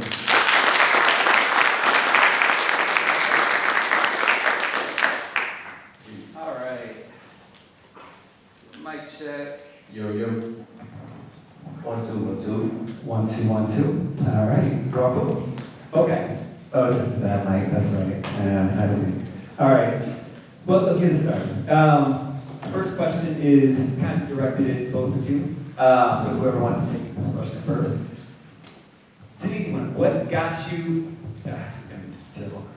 What got you into hip hop as a fan and as an artist, whether that's a producer, a DJ, or an MC? What artist, what record, event, what kind, you know, like what really led you here as you don't mind? For me, what got me into hip hop, because I don't, does anyone here know the difference between like rap and hip hop? Do y'all understand what that is? Yeah. Or what is it? My man in the back. Rapping is just like talking about, or like rapping, and hip hop is a whole culture. I mean, kind of, yeah, you know what I mean? You're on the right path. So, like, when you listen to the radio and you hear songs and it's, you know, go party, sell drugs, shoot people, or whatever the case may be, that's rapping. And hip hop is the conscious stuff where it's talking about positive stuff, socio-political shit, love, all that good stuff, you know what I'm saying? And sometimes bad stuff too, but there's a specific spectrum to it. It's not made with a formulaic, you know what I mean, idea to make you get a specific vibe. It's coming directly from the heart. That's real hip hop. When I first got into rap music, I was very much so like West Coast, Tupac, things of that nature. I moved to New Orleans and immediately was super into bounce music. I used to rap like BG, rap about selling crack and shooting people, none of which I've ever done. You know what I mean? And then one day, as funny as it is, I was playing a video game to date myself. It was on the PlayStation 1. It was called Crash, Escape, Destroy. It was a little skateboard video game. It had a crazy soundtrack, and there was a song from a Tribe Called Quest called Reward Tour. And that song made me like immediately get into that other spectrum. And then from there, it was that whole soundtrack. They had Gangstar, Grandmaster Flash and the Furious 5, Run DMC, Ultramagnetic MCs. It was such a diverse palette of like from the beginnings of hip hop from the late 70s on up through the 90s. And from there I just kind of got hooked and started looking for artists that surrounded around those artists and developed my own palette from there. And then one day I stumbled across a group called Slum Village. I don't know, raise your hand if you heard of Slum Village. Okay, that's nice. Raise your hand if you heard of Jay Dilla. It's a lot more hands. So, the group Slump Village, you know for the song Calling Her Selfish with Kanye. Originally, Jay Dilla was a member of that group, and he produced for them as well as 20 other people. But once I got into that kind of just pushed me down the path sonically that I'm on. I'm sorry, did I ever mention to you I produced the record T3 and Elzai? No, you didn't. I'll have to share that with you. No, you gotta send me that. Okay. I didn't hear that. Awesome. Yeah. All right, well, Bernie, DJ Inform, honestly, Inform. Well, alright, so for me, I got Doggy Style CD when I was like 12, the Snoop Dogg album. And then like somehow around that same time, I heard Superfly, the Curtis Mayfield soundtrack. And like Doggy Style heavily samples from that soundtrack. And so like there's whole songs on Doggy Style that's just like, oh, well, that's like 20 seconds off Doggy Style, they just loop. But so like to me, like, so I have like different types of stuff over hip hop. I like how like the history of it, how it pulled from like past generations and like remade it into something fresh. And then also, you know, like I don't know, I was like 13, so Doggy Style was like the coolest shit I ever heard. You know, it was like wildly inappropriate. But yeah, just like the beats and the funk and just the music in it. And then, so that's like where I first got into music. But then later on, like the community around like hip hop stuff, like the shows, there'd be breakers, there'd be like everyone kind of representing, and it was like a smaller thing that not everybody knew about. So it felt special and different. And it was cool, it was fun, you know, and there's a lot of just like creative stuff going on. So I think that's what like got me into like making music. I had already like started DJing and wanted to scratch and stuff, but it all came from, I don't know, like the community aspect, like going to shows and there'd be like a lot of people. And I was like really young going too, but there's a lot of like just, you know, people who just like sneak into shows and stuff. So, Don't do that, kids. it's a different, it's what I'm talking about, it's different. So, yeah. So what got you, so the community kind of got you into publicly presenting, like DJing and presenting what you were doing. What would you say actually got you to want to start scratching, just even like in the house, or start, you know, you're just kind of bedroom producing, or? I had a couple homies that DJed. So I started DJing when I was 14, playing like jungle and drum and bass, because that's what was like real popular at the time. But I had a couple other homies that were doing that too, that were scratching, so I saw that, it's like, oh yeah, I want to learn how to do that, you know? And it's just kind of what, I don't know, it's just like kind of what I got into at the time, you know? Just dove head first into it, just started buying records everywhere. Yeah, Rick, what about you, like, graduating from Tribe into Slum Village as a fan, what kind of pushed you over the edge of starting to write and wanting to, you know, perform in front of them? I was in high school, similar to Stampede story. I was going to high school in Honolulu at the spot called Honolulu, and they have a rich history of like hip hop there, like breakers, DJs, graffiti artists. Like there was a lot of that there, and they would have ciphers all the time. And prior to that, like I said, I was living in New Orleans. I saw some cats doing it, you know, like during lunch in the back of the school, and I jumped up trying to do it, and I was trash. Everybody was like, yo, shut up. You know what I mean? And then when I moved to Honolulu, I was in there, I didn't know anyone, so I decided I wanted to get good at freestyling, so I just practiced over Jay Dilla instrumentals. Back then he was JD still. Y'all really need to check out Slum Village. If y'all like Dilla, Slum Village, particularly Fantastic Volume 1 and 2 is the name of the project. Go listen to those, they're real booty. But like, yeah, I got into a cipher after sitting in the house all summer freestyling, and I turned the cipher out, and from there I was like, oh, I'm gonna do this forever. You know what I mean? Because I felt like I was good at it. So zoom in on the cipher. Like for those who don't know what a cipher is, like, you know, how you kind of develop skills freestyling and how you, what a cipher is, you know, that you actually brought that skill set into. Like, yeah. So a cipher is, how many people know what a cipher is? Yo, that's crazy. It's ancient. We're ancient, bro. I know. I feel like it's coming back around. History, this is Egyptian or something. So a cipher, you get a bunch of people in a circle. There will be normally someone either with a means of playing live music, or there will be someone that will beatbox. Y'all know what beatbox is? Okay, cool. So someone will beatbox or play an instrumental, or it'll be like what they call a soul clap, where everybody claps together and people will go turn by turn. Like the average rap verse is about 16 bars, that's a 4 count. So you do about one full verse, and then the person next to you goes. And basically, since we're coming off the top, because there's 2 different types of freestyles. The original term for freestyle was to just kick any random verse at any given time over any instrumental. And then came the off the top freestyle, which means completely improv. And normally doing the first one is frowned upon in a cipher. You want to come off the top, so it's like you have to pull from what's around you. And that's what's dope about the whole battle aspect, is you pick apart your opponent based off what's going on around you, or what they're wearing, or what's being said and stuff like that. But basically, ciphers involve all of that stuff. And yeah, I used to do that all the time. Yeah, excellent. I'm still rusty at freestyling. I don't believe that. We used to freestyle all the time. Yeah. He's really good at it. That's what I came up in the freestyle battle scene, so that's where Rick and I connected early on.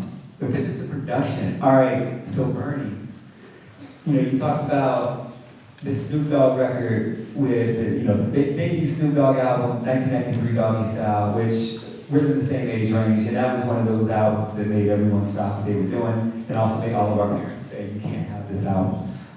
Definitely. But that was at the height of like gangster rap scaring everybody. But as Bernie mentioned, one of the beautiful aspects of that record was the production and the sample sources, like a lot of funk music, from a prior generation being just reinterpolated and rebuilt for a new generation. You talked about how you got started with DJing. What got you into producing, especially because you play live, but you also sample a lot. And was that record kind of influential in your trajectory toward producing? Yeah, for sure. I mean,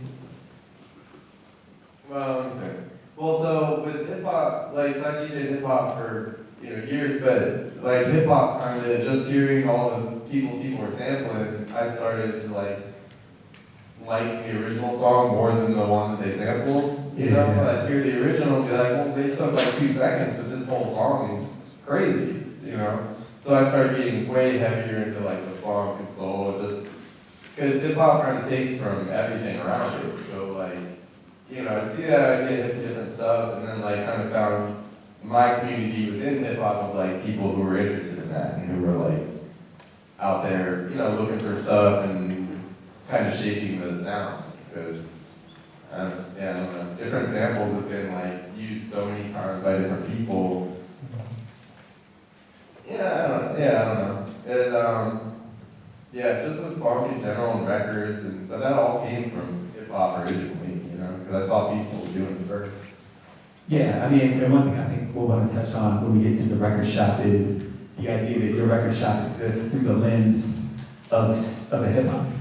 It's like these records. Well, no other shop in San Diego when I started cared about what any of us were doing. They would like crack jokes. Oh, you're buying soul records. You make a beat. Like the store said that to me when I was buying records. I was like, oh, come on, But like I just figured out I was into it. I knew other people that were like plenty of people like the stuff we liked. So Now, so when you were producing, or when you started producing like these hip hop records with samples, and you were also DJing, right? But you're DJing jungle, drum and bass. Were you already producing? Well, I was collecting funk records for probably and like soul and jazz for probably like 10 years before I even made a beat. Like I was like music, first. But then I was like, okay, everyone else is sampling these, and like, oh, this sounds good. This is fun to do. So I started messing around, Yeah. The records come first though. And like any of the old like 90s producers would say the same thing, because back then it's kind of what it was. That's how, you basically you had to go out and put the time in to find the sounds that you could shape it to, it didn't come that easy. So. Yeah, so would you say as a producer that the rarity of the record that you're sampling defines your sound? Defines like some of your sound? Not necessarily, it's how you shape it. Because someone like Jay Dilla, that like the Donuts album that he put out, most of the samples on that record you can find, they're not rare records, they're $5, $10 records. But what he did with them, and how he shaped it, and there's all these messages throughout that record, he made it his own. And then there's people who only want to sample the rare stuff, but then like, you might be missing a sound, like finding pieces that you can make sense out of, But this is fun to find stuff that nobody else can find, or just, okay.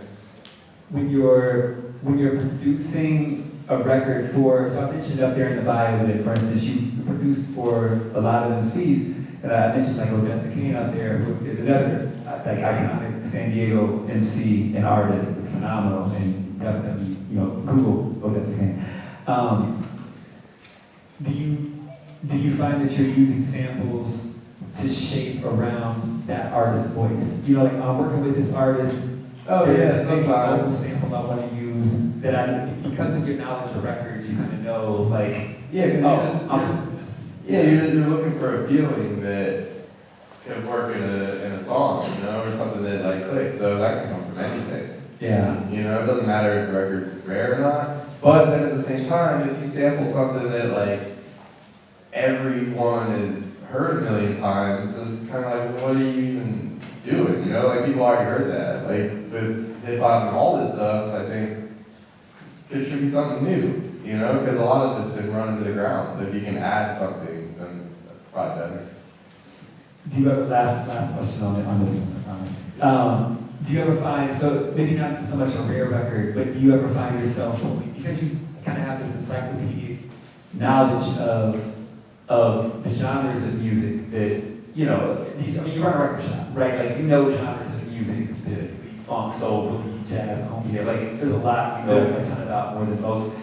If you're working with an artist, do you ever kind of pull for historical reasons? Like, oh, this artist comes from this region, this neighborhood, or they have like a cultural history here. You know, what would be dope would be to reach back 3-4 generations. I do that with hip hop records a lot. Like if I'm doing scratches on a song, you know, I'll look for like stuff, but I'll look for all like local artists. You know, if it's a song about San Diego, I want to use samples from San Diego, or at least the local stuff. That's not always that easy to do though, because local stuff can be real hard to find, or find the thing that like matches right. But when possible, it's a fun thing to do. You know? Like an extra little, you know, twist to it. Yeah. Heads in the scene are like, oh shoot, it kind of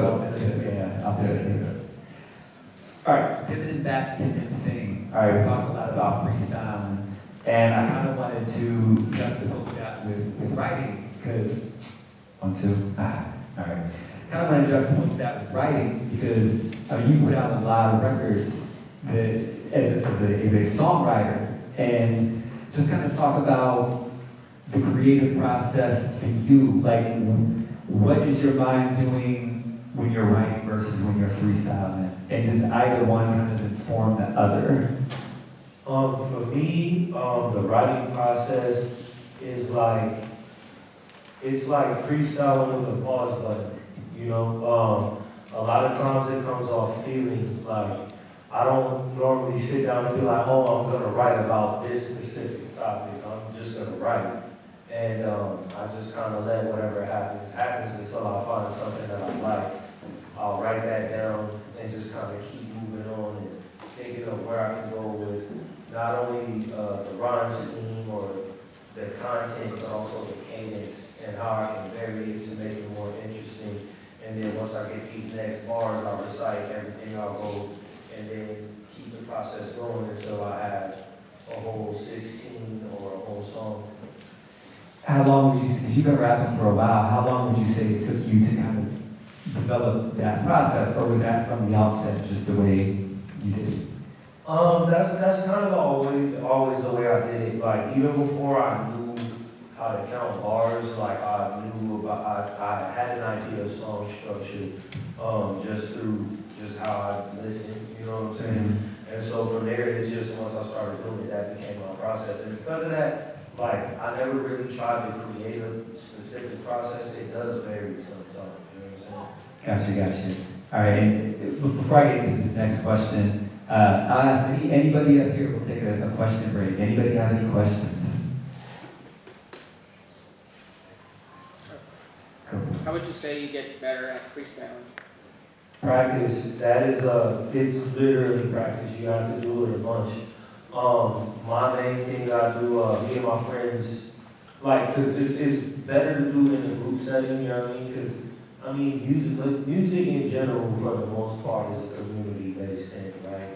But me and my friends will do things where it's like we'll have rules, you know what I'm saying? So it's like we're having a cipher, and you can't say this specific word, or if there's something that you repeat, you can't say that. And if you say it, your turn stops immediately, you can skip the next turn. Or we'll grab a stack of records, and someone will hold up a record, and you got to use something from that record and make a punchline out of it. You can't just be like, oh, that's hauling notes. Like you have to say, I'm making Sarah smile like I'm hauling notes, like or something like that. And it's like they'll go through the stack. And it's like where you take something from the picture or the name of the group or something that's on the track list or something like that. Playing like little games like that will help you too. When you freestyle, look around the room and see what you can turn into something else, like using, poetic license, like metaphors, similes, or whatever the case may be. But it's more so like training the mind to think fast, you know what I'm saying? The best rule I think you mentioned in there is telling somebody they can't use a certain word. And I always think of those as crutch words. Like, again, like you're freestyling in real time, like it's happening like right now. And often over time, you'll develop these kind of crutch phrases, like something, something, something. I'll be coming when I'm through. on the mic, yeah, I'll be coming through. It's like I'll be coming through. Once you freestyle enough with friends or with other MCs, or you see an MC on video freestyle enough, whatever, you start, it's like a little verbal tick almost, it's like their crutch phrase. And it's not that we all kind of laugh at amongst each other. It's not like that in a mean way, it's not like, oh, that's your phrase. And so the point of stripping that phrase away is because that phrase, even no matter how short it is, when I'm coming through is 1.2 seconds. But in that 1.2 seconds, it gives your brain enough time to think of a rhyme scheme for the first bar, right? And the goal is like, no, you don't get that 1.2 seconds. You have to be able to continue going in addition to that sort. So, yeah, absolutely. Any other questions? Go for it. So like as hip hop become more mainstream and more popular, there's many like young rappers, they don't really know how to like freestyle, but they can also produce like decent songs. So do you think like freestyle is an essential element that should be recognized as a part of hip hop culture or as a rapper? Wait, say one more. You said. So like many young rappers who don't really know how to freestyle, but they can produce like decent songs. Do you think like freestyle is an essential part or element that like is an essential part to be recognized as a rapper or like a part of it? I think it's one of those things. It's like it's not gonna make or break you as an artist to not be able to freestyle, but there are definitely benefits to being able to do it because when you can, like as a performing artist, I freestyle every set and my set could be going terribly, everything could go wrong, the sound could cut out, I could forget my beats or whatever the case may be. If I can freestyle, I can always save the show and I can always make it new.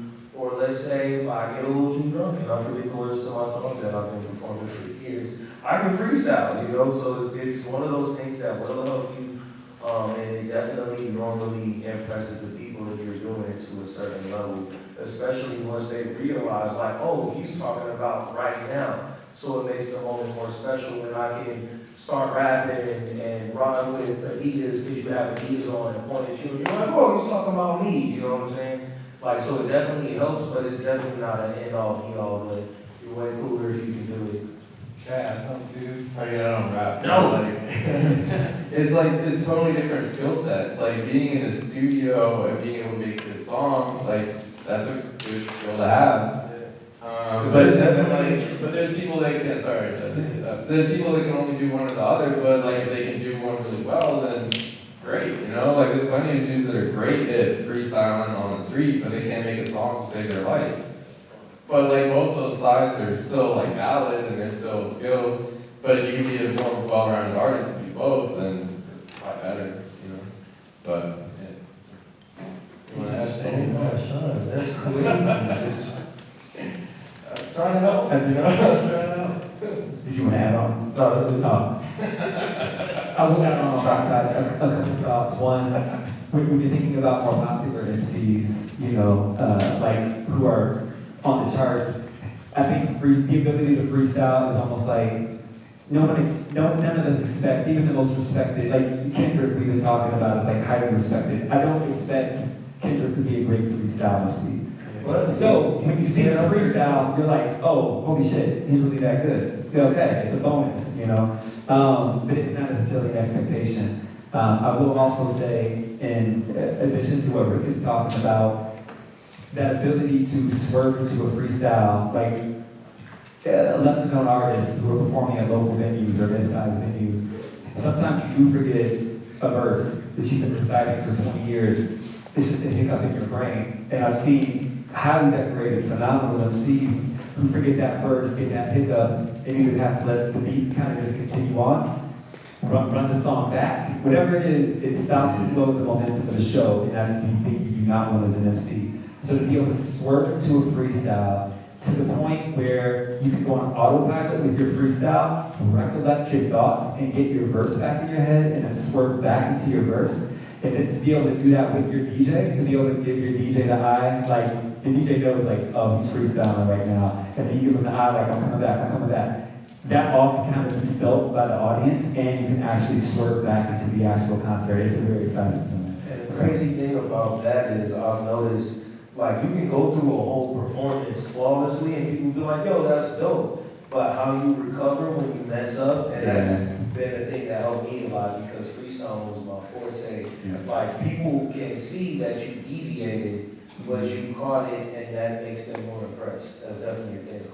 That's why I think it's an MC. It's like you don't necessarily promote that you're a freestyle MC. It's like, oh, it's a tool you keep in the back pocket. And then when it's time to break glass in case of emergency, you pull it out, and everyone's like, oh, shoot. You know, you can do that. All right, that's something you about to say something. I'm trying to get you back up. Talking about Lil Wayne, man. Huh? It's a Lil Wayne does that a lot. Oh yeah, no, absolutely. Yeah. Lil Wayne is phenomenal. He's a phenomenal example. And the F is for phenomenal. Any other questions? Go for it. Well, you mentioned Lil Wayne. What do you think of like Juice WRLD? I know that he would freestyle basically all of his songs.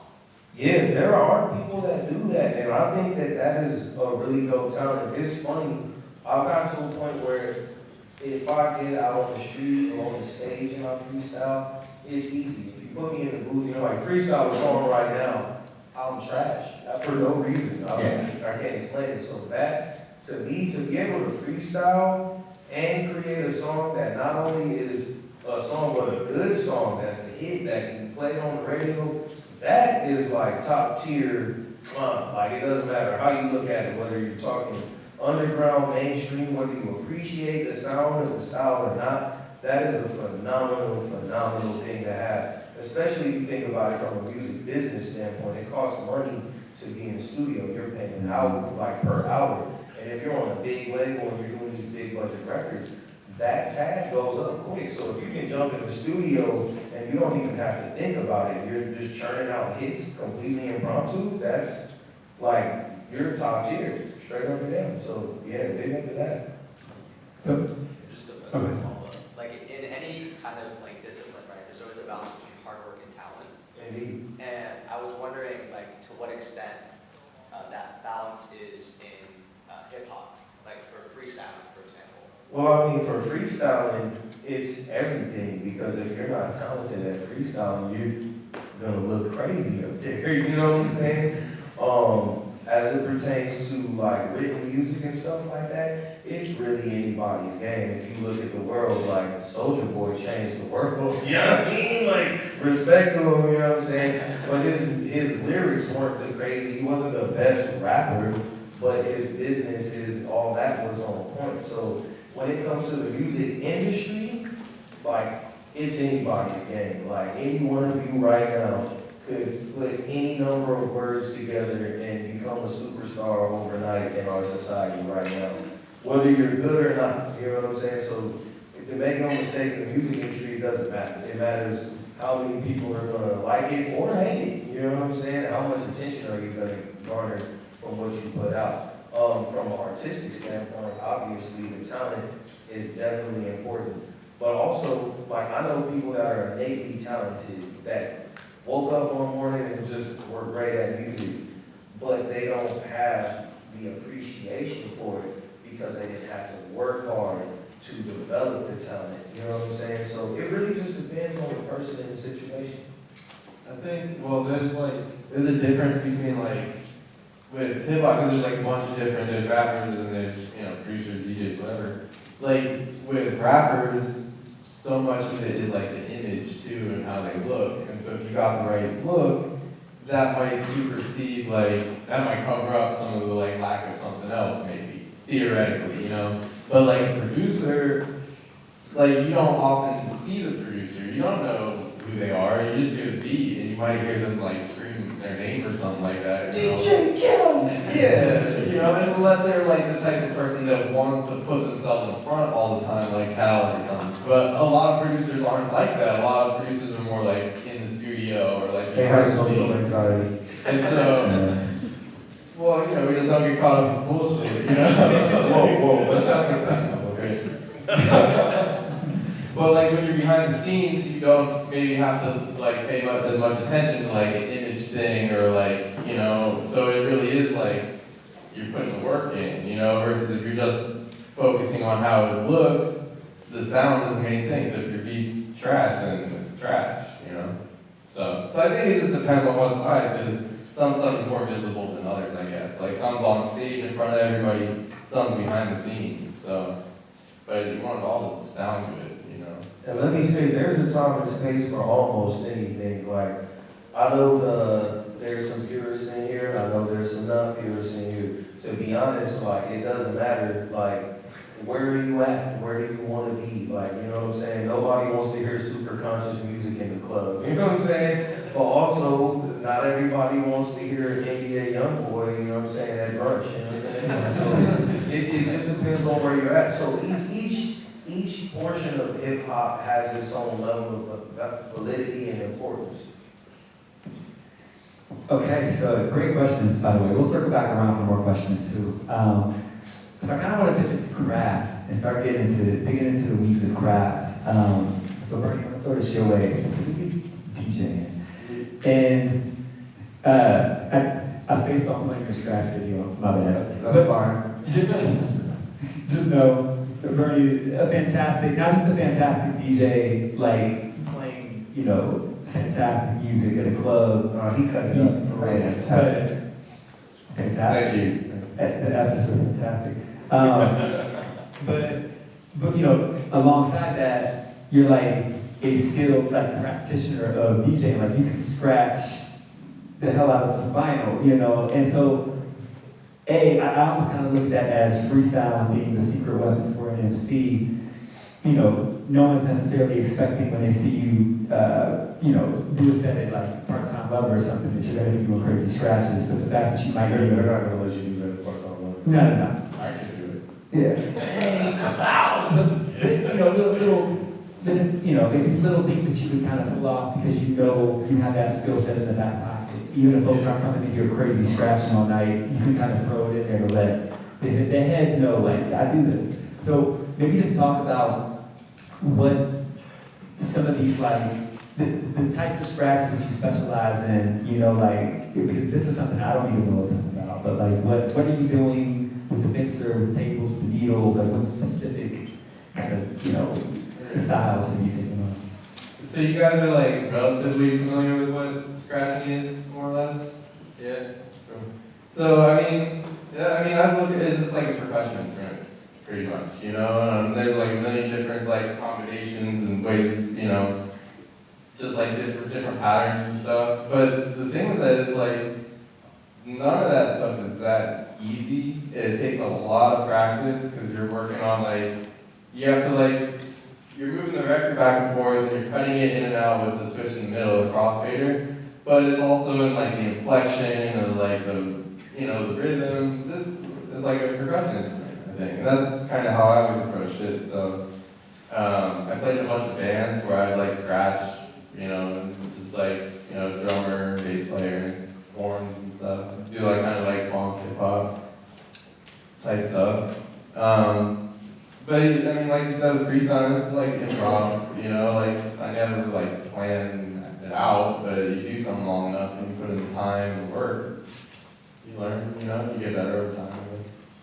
Are there any specific, like, types of scratches that you used to study that you kind of employ, if you were, you know? So, yeah, so like, Rick said he felt old, so we're all old up here. I started DJing in like 1998. And back then, I know, man. But like back then, like before, it's like the before times, before the internet. So like, you learn from like, yeah, you know what They have phones. But like back then, you learned from like going to shows and like for skate videos. You know, there's a like New York skate video that had Brock Raiders, big DJ from New York, doing like a scratch battle routine. So you kind of had to get the clues and stuff wherever you could, you know, and you just kind of piece it together and like try to figure it out. But you have to like get off your ass and like go to shows and like see what people were doing. So just seeing people around me, I guess. And then, you know, it takes a lot of time, like practice. That was it for like hours every day for years. Yeah, and that's the main thing, that if there's one thing that you take away, hip hop is not just something you listen to, it's something that you do. All this shit's hard, dude. Like breakdancing is hard. Super hard. It, like, you know, this man right here is definitely like, y'all don't even understand, there's some legends right here, for real. Yeah, I mean like good graffiti, none of this shit's easy. It takes a lot of time to learn, you know. Now it might be, the info's all out there, you know, you can look it up online and like see some stuff and kind of learn from that. But you still gotta do it. Like you still gotta do it. Oh yeah, you still have to learn. Yeah, it takes time.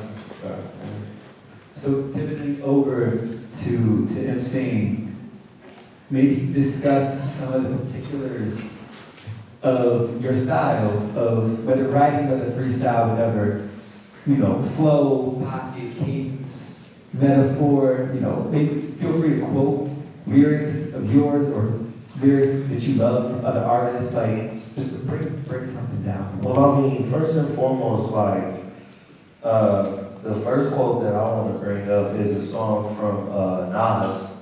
He had a project called The Lost Tapes that was, I think it was supposed to actually be the I Am album, and we're finally about to release as it was intended, which I'm looking forward to. But he had a song called No Ideas Original, and the opening bars is no ideas original, there's nothing new under the sun, it's never what you do but how it's done.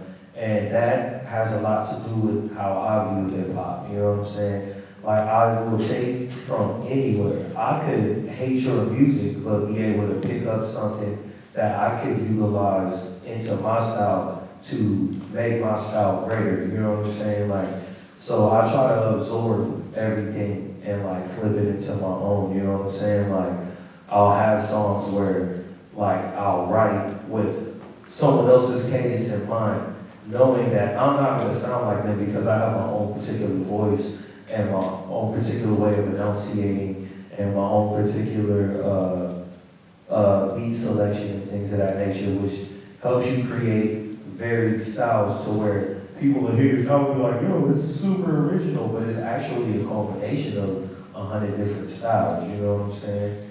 That's a big thing for me, is just taking from anywhere. I like to be more versatile with it, so I try not to rap the same all the time, but there are going to be like specific nuances in my style. It's funny when you talk about really diving into someone else's style.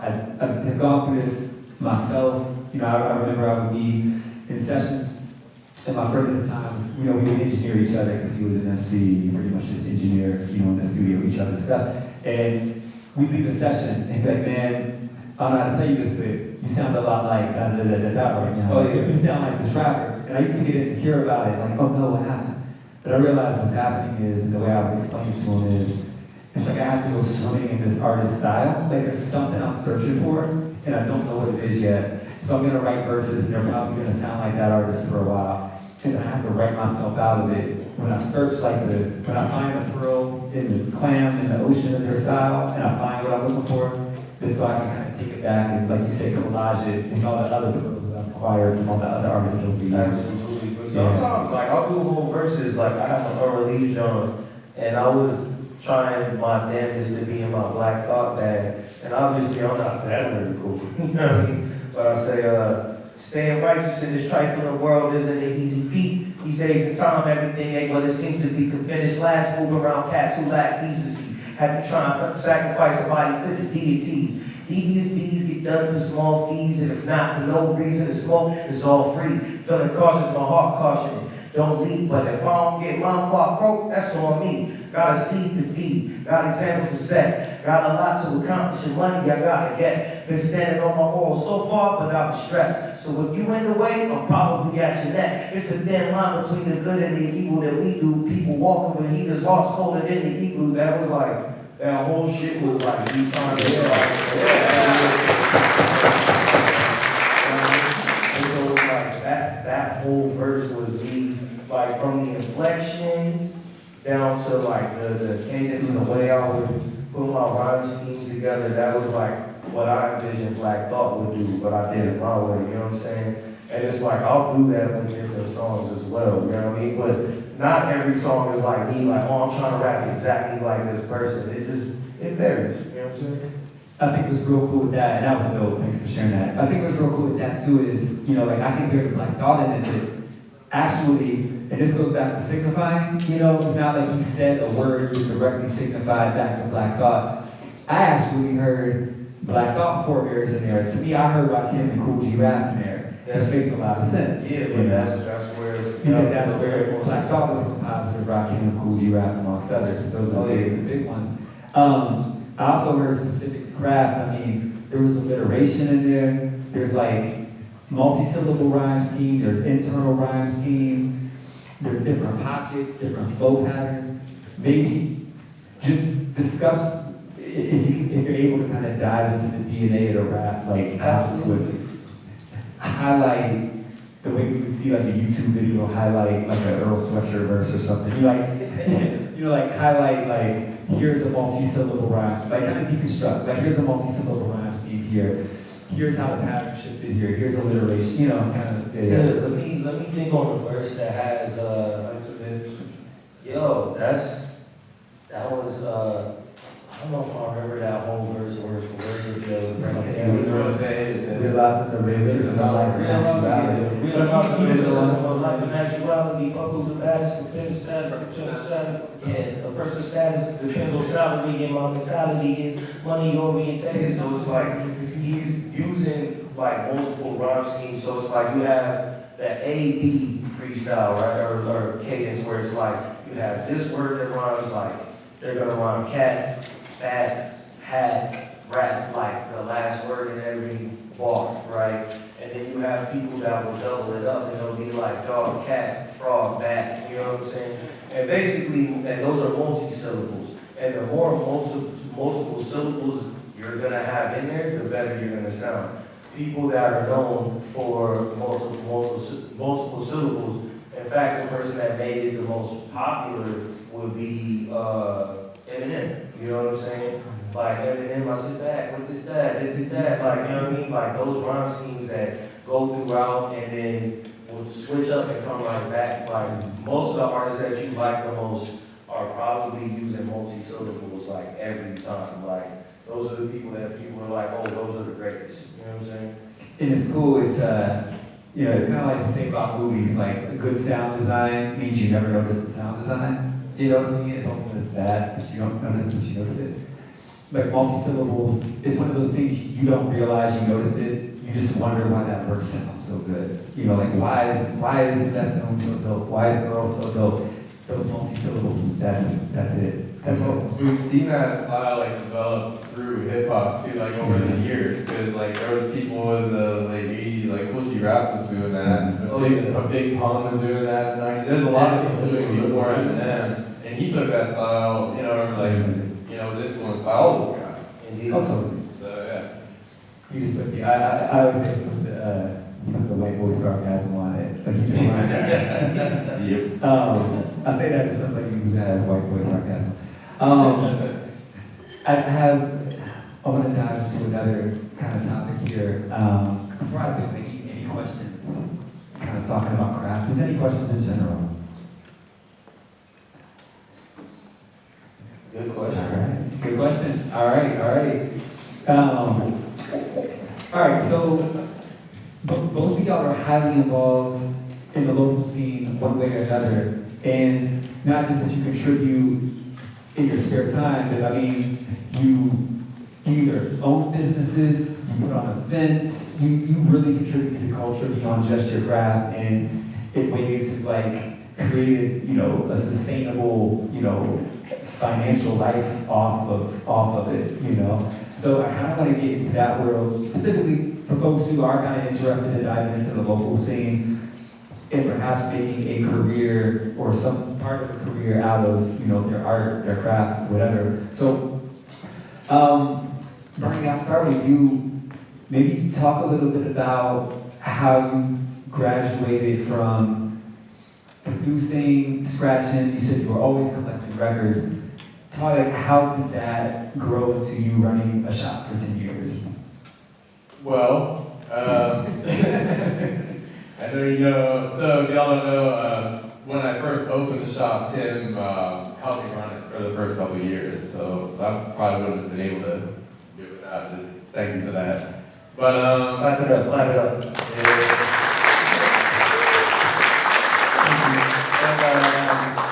So honestly, I never had any plans to open a record store.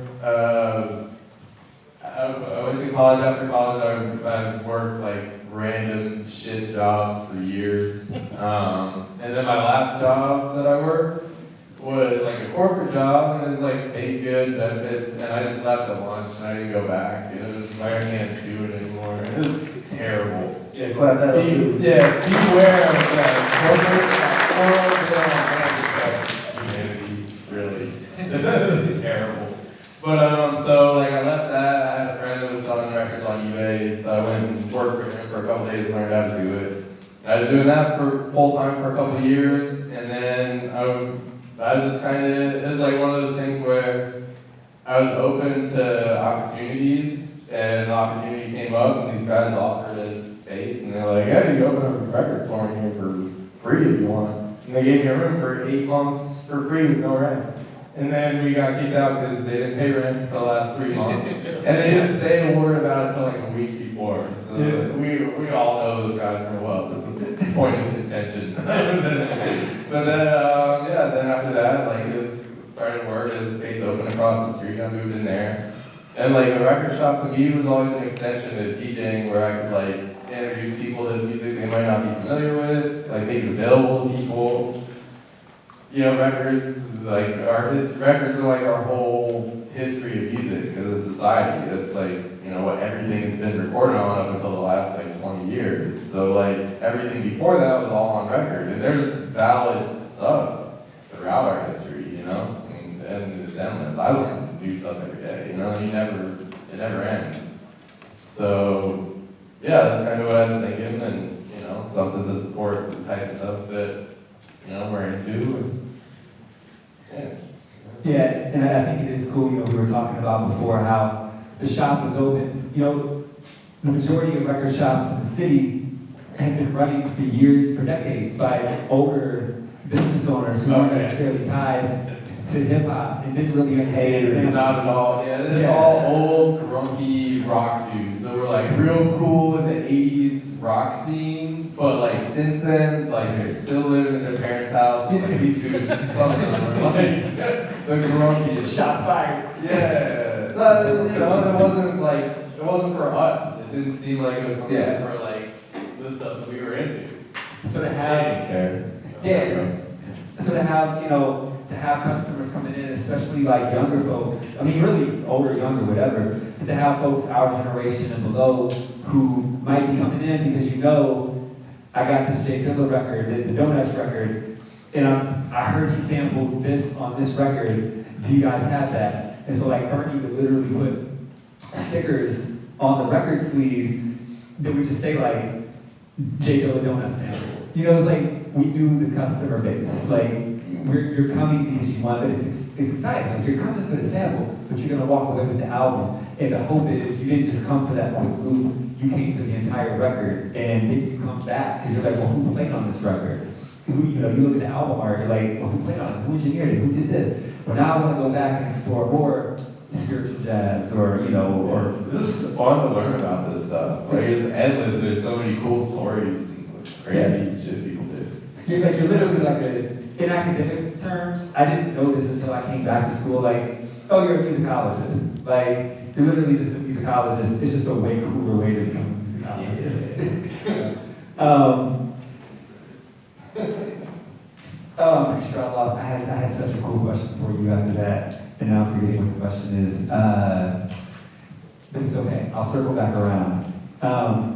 So, Rick, on your side, right? Yeah, you rhyme. You've been in freestyle battles. You've put out records, but you do a lot more than that. You know, I mentioned the playwright thing. You put on, you curate, organize, and promote Slappin Hands. You're involved, and that's not the only event, like you're involved in so much in the local scene. So share, I mean, commercial plug it to everybody, but also like, how did you get from point A to point B to point C? You know, not just in craft, but shoot, before we started this, we were talking about social intelligence. You know, how do you navigate the social aspects and the musical or talent-based aspects of the scene to get kind of from these points in your career? Well, it's literally, this is the thing about the music industry, whether we're talking local or mainstream or whatever the case may be. There's a lot of assholes. And the easiest way to get known is to not be one of those. It's really easy to not be a piece of, you know what I mean? It's a lot easier than they would have you believe. Because a lot of people, they like to push the cool guy narrative, I'm cooler than you, I'll take your girl, I'll fight you, I'll shoot you. Nobody wants that person in the building in real life. If you go to a hip hop show and someone's like, oh, I'm the biggest, baddest, and they're lying because no one wants them there. If they're shooting everybody, they're in prison. They're selling all the crack, they're in prison. And I don't even think people smoke crack anymore. You know what I'm saying? So I think that's out. I think they're doing. Those guys get the show shut down. Yeah, so I mean, that's, literally. You know, Yeah. like, start fighting. If you go to, like, for instance, myself, like, I'm a fairly well-known artist, like, in the underground hip-hop scene. If I go to the show and I run into a guy and I punch him in the face, that's gonna sound really cool on the record, but they're not gonna let me perform there anymore. So it's like just having the emotional intelligence to understand that cool guy stuff is only a facade, and you're gonna get further by treating people with love and dignity and respect, and being an asset wherever you go, just like literally anything else in life. Like, this doesn't just apply to hip hop, this literally applies to anything. You walk into a building with a smile on your face, and you do your job well, and you create the connections, and you see other people who, this person right here would mesh really good with this person over here. Let me connect you guys. Oh no, I don't want nothing from you, I just want to see something good happen. Now, next time they run into someone that makes them think of you, they're going to do the same. And that's how you build opportunities and network and grow and make friends and grow into something more than just this cool guy facade that's going to wear off one day. If there's one thing, I'll be real soapboxy real quick, but I'll promise real quick. If there's one thing I learned in my even early growing up years in my 20s, and I learned this through the hip hop scene back in Ohio, scenes in Ohio, your reputation, and this applies everywhere, like everywhere. Your reputation precedes you. Like really, all you have in this world is your word, is your rep, and what people know you for. So like if Rick, you know, he's talking about if he rolled up on someone and punched him in the face, like the hip hop scene would be like, well, what did he do to Rick? Well, we'd be talking about it for months, too. Everyone would be gossiping and like, yes. Story about this. It would be so, because like Rick's reputation is so solid, then your first inclination is like, somebody must have fucked with Rick. Like, that's not cool with that other person. Then Rick would have to punch them in the face, because Rick would never do that, you know? So, or without. Or without, yeah. But I just think that's really worth noting, because like you said, it kind of applies everywhere. And it's one of those things that you kind of realize when you get older, like, you end up lying on somebody. You know, you do these things and you don't think much about it, and you don't see how far that spreads. And it literally permeates how you exist in that scene. Because scenes are just gossip circles. They're just social. Small gossip circles. Everybody knows everybody, and like, you know, that's kind of how it goes. Yeah. So talk a little bit more about, you know, how you got to Slappin Hands. What it is, like, yeah. I I started by just getting out there. I found out where there were hip hop shows and I would pop up. And back in the day, it was more common for there to be a cipher at shows, or there would be actual ciphers events that they do that were just for ciphering. And I pull up, I would show up, and I would find myself a little situation where I could get in where I fit in, kick my little raps. And then from there, you normally meet someone that likes your stuff or maybe has some advice for you on, or they want to book you for a show, and you just go from there. You just keep creating those connections.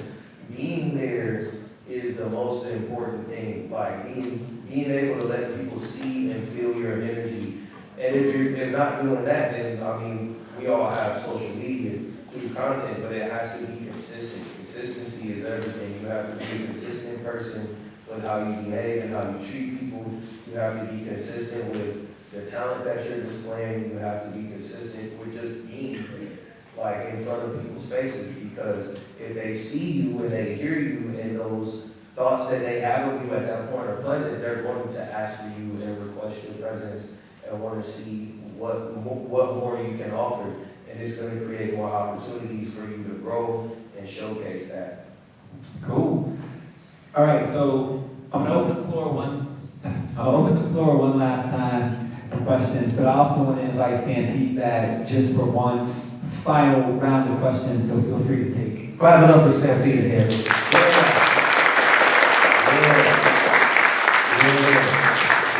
All right, so I know it's getting late. We're doing good. Any questions? All right, go for it. I liked what you said about like the kind of cool guy act being a persona, facade, and actually you can get places by being a genuine good person. Would you say that kind of the mainstream artists that we see at the top, are they more likely to be genuinely good people who've gotten there through that, or are they more leaning towards they play to the cool guy facade and got popular through that? I mean, I don't know a lot of these people personally, but because I'm still, you know what I'm saying, I'm still kind of local, you feel me? But one thing I will say is it really just depends. Some people are, some people aren't. I will say they have PR teams for a reason, you know what I'm saying? It really just depends on who you're dealing with. I've met some people that I've admired my whole life that were complete jerks. I've met people that I've admired my whole life that were the kindest individuals ever. It really just depends on the human, but and how well they can either keep up whichever facade they got going on, or how genuine they really are. Yeah. I think in general, when you get to like a high enough level, like if you're an asshole, people don't really want to work with you. You know, like. And then there's the thing, like, if you're doing a show, you're on stage for like an hour, but the show's like 5 hours. You might not be there for the whole time, but if you're like there and hanging out and like shaking people's hands, that's gonna leave, or just like hanging out, you know, being a real person, that's gonna leave more of an impression with people. And then also too, like, rap careers are usually not that long, or a lot of times they're not. So you might be hot for like a year or two, but if you're an asshole, people will just remember you like that, and they're not going to book you anymore or whatever. But if you're like a nice dude and they genuinely like you, it's like, it becomes easier to just like keep doing shows, and you know, people, yeah. Or it's just people that have the right connections with people that they're not bothered by whatever they got going on, you know what I'm saying? Like I said, it really just depends. It's very situations, you know what I mean? Because we see there are people that are bad, people that prosper, and there are people that are good, people that do or don't, you know what I'm saying? It really just depends on the situation. I will say there's a level as to which in anything that we do, money and power does tend to corrupt at least a little bit. So I feel like the higher up you go, the more chances of some weird, freaky shit, you know what I'm saying? You know what I mean? No diddy, you know what I'm saying? It's weird out here, you feel me? But, you know what I mean, on top, my best advice to anyone that's trying to break into it is just, you know what I mean, keep your heart 3 stacks, you know what I'm saying? Be a good person, you're going to get where you need to go. It may be slower, but this is the thing, a lot of the things that people fail to realize is, like, in an average room, this size with this many people of it, at least over a quarter is rappers, right? You know what I'm saying? everybody raps now, it's a thing. So what's getting these people where they need to be, you know what I'm saying? You gotta consider that. You just gotta make sure that the people that you're around that can do for you or you can do for, like, you treat them right and you'll get what you need to go. Life is better if you're just like nice to people too. You know, like you don't have to worry about the trauma and stuff. Just chill out. Best thing I can tell you is one of my first professional jobs I had. An older dude who was there, I was just talking to him, I was like, man, I didn't even know this for so long. Then he said, good people will always have work in this industry. That's what he said. You know what I mean? Yes, the reputation thing. Like, if somebody knows, honestly, if somebody knows you're easy to work with, truthfully, they would rather work with you than the person who might even be more talented than you. It's just less of a hassle. A lot of it takes a lot of time too. Like if you're like, say like mastering a song or like working in the studio, it might be like a 6 or 7 hour thing. Where you're like sitting in a room with like 1 or 2 other people. And if you don't like those people, that's gonna suck, you know? But if you can like hang out and it's like, okay, cool, we can work together, we can vibe and just chill, this is a better process, you know? Like dealing with creative people, you want it to be a smooth process. If you're trying to force it too much, then it's, the end product isn't that good, you know? I was gonna say that energy works its way into the music. Like, yeah. Whether you know it or not, that energy, you can tell when a song should be hitting, and for some reason you can't quite tell why. You're like, it's just the energy is off here. The energy is off because the energy of the people together creating is off. Pharrell was probably super happy when you made that happy song. Yeah. Yeah. I would think. I don't know. Yeah. I'm imagining you sit there crying. It's a great good song. Yeah. Any final questions? Go for it. From each one of you guys, like, do you guys have a song you guys keep coming back to over the years? So many. For what? Like for what? Because like different songs for different moods and like whatever. I don't know. I record stores. There's a million songs. And like a song that we like come back to all the time personally, like not our own, just someone else's. Yeah. Happy song. So much, bro. So there's a song called "Party in the USA." For me, I would say my biggest hip hop obsession right now is probably a song called "The Stump" by Old Dirty Bastard. There's something about it. It's very simplistic, but very just. It's a little bit of everything. I like ODB. I like my stuff a little chaotic. You know what I'm saying? Personally, if not that, I'm sorry, because I am a conscious rapper. But the We Got Guns remix by Gangstar, Lil Flip has one of the best verses ever. Like, so I don't know if are y'all familiar with MOP? Hey, Jackie, y'all never heard that song? You're old. Oh, so we have some verses. And it's the most not positive. It's a song called We Got Guns. And there's something about it. It's so we're talking about the cadence and rhyme schemes. And when he says, you got, they got, we got, M got, O got, P money, we got guns, big ones, extra large, you run this shit. They won't fit up under your car seat. I'm literally driving around in my Hyundai listening to that. Like, oh, stuck down on the planet, bro. Me, monkey, old lady. She probably need to go across the street.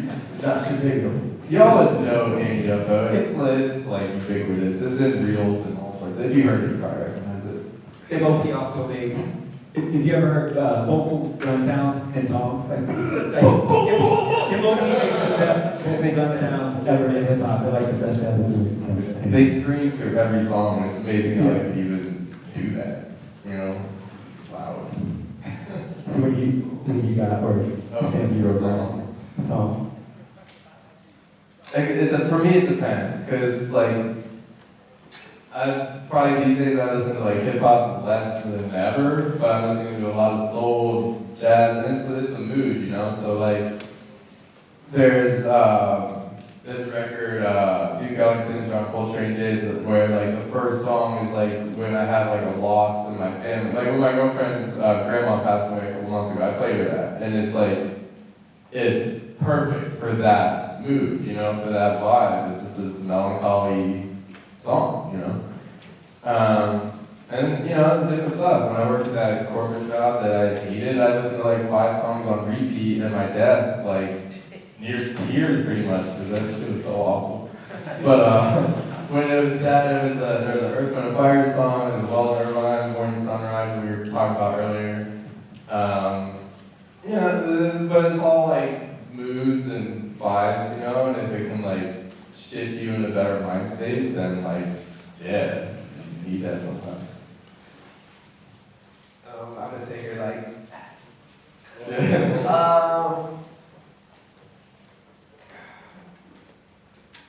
yeah, it's a very tough one. I'll give you two. Kick push is one. Kick push, because for me that was the record that's the record that made me dive into hip hop. Like, for me, that's the record that made me like go, oh, I really want to get into this. And Invocation by Gmeiner. Yeah. That's I'm scratching my head. Yeah, it just randomly, it really, that's all, yeah, it just randomly pops on my head, you know, so, yeah, those two. Real quick, what's yours? Just tell us. I'll say Better Days by Tupac. Okay. I used to love that inflection that you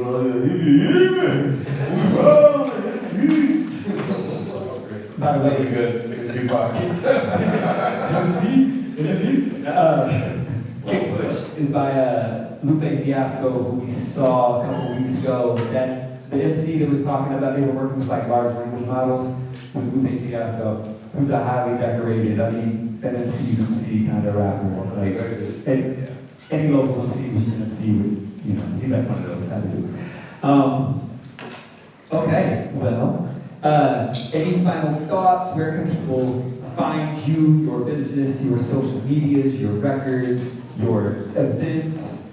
Just spill it all out to the empty marines here. They want all that information. Do you guys have turntables? Or like record player? Yeah. Well, I don't want to like plug my shop too bad, but like, yeah, my record store sells a lot of records. But we have cool shit, and we got, you know, try to like play stuff that might not be like the regular stuff that you would hear, you know, this is all about being able to like learn about new stuff.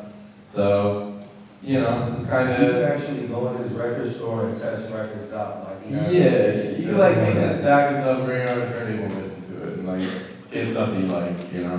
But it's like about that like discovering new music. This is a vast, vast world that's like way deeper than just what's on a screen somewhere. I'll also add, just to make an adventure out of it, you know, we mentioned beatboxers and Barrio Logan. Like literally you take the blue line right down to Barrio Logan, the Barrio Logan stop, and you walk through Chicano Park. Every, second Saturday of the month is Art Crawl? Is that right? I don't know anymore. They like change it, but like every weekend there's usually stuff going on. There's art shows and like food's good. There's a lot of events down there, and it's a cool place to check out, for sure. Yeah, for different than most of the rest of the city. So literally you can make a whole adventure, like spend a Saturday down there. I promise you won't regret it. It's my favorite place in the entire city. So add it.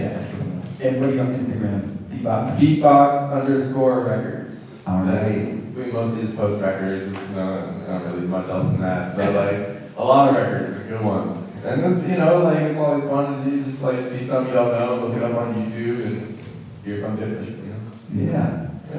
All right. Ric Scales. Well, my name is Ric Scales. You can find me on pretty much all the social medias. That's RICSCALES. I'm part of a group called 18 Scales.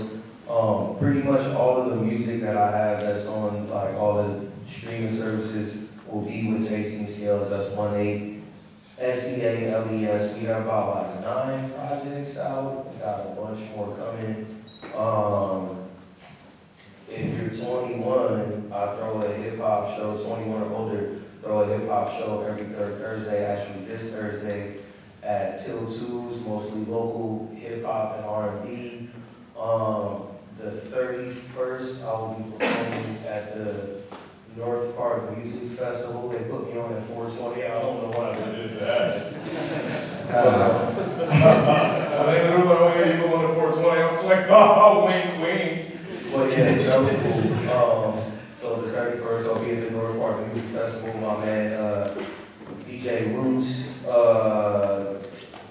And Friday, I'm performing at the Beachfront with a reggae band called Elusive, opening for Don Carlos. Just look me up on Instagram, probably. I post all the flyers and stuff. So yeah.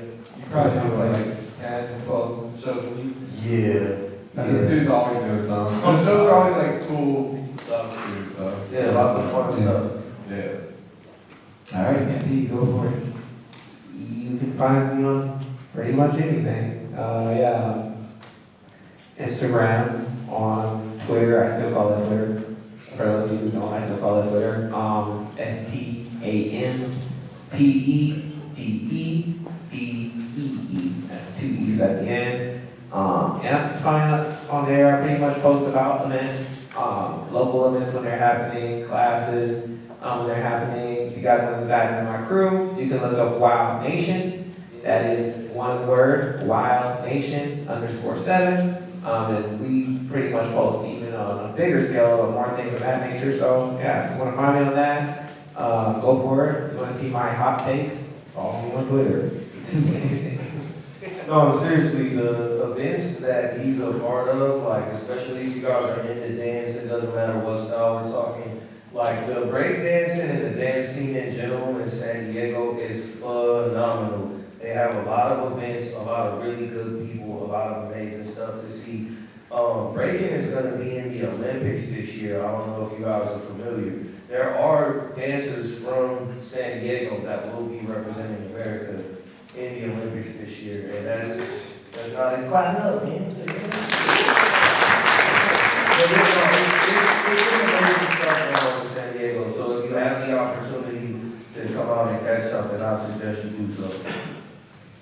Yep, tap in, y'all. Tap in with the community, and yeah, you know, you don't even have no dance experience, nothing like that. None of these events are intimidating or nothing like that. Like, literally, you can come here and you just enjoy watching movement or anything. Just come out, y'all. Like, you might be surprised, but you know, it's a good time that you guys. So, look forward to seeing some of y'all at a future event or anything of that nature. Cool.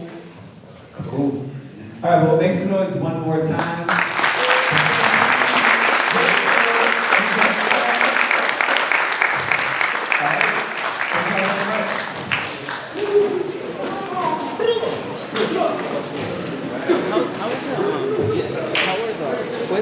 Is it just on like what they said or? No, not really. Okay. Some good feedback. Oh, okay. Because it's online, like that. Thank you. Yeah. Okay.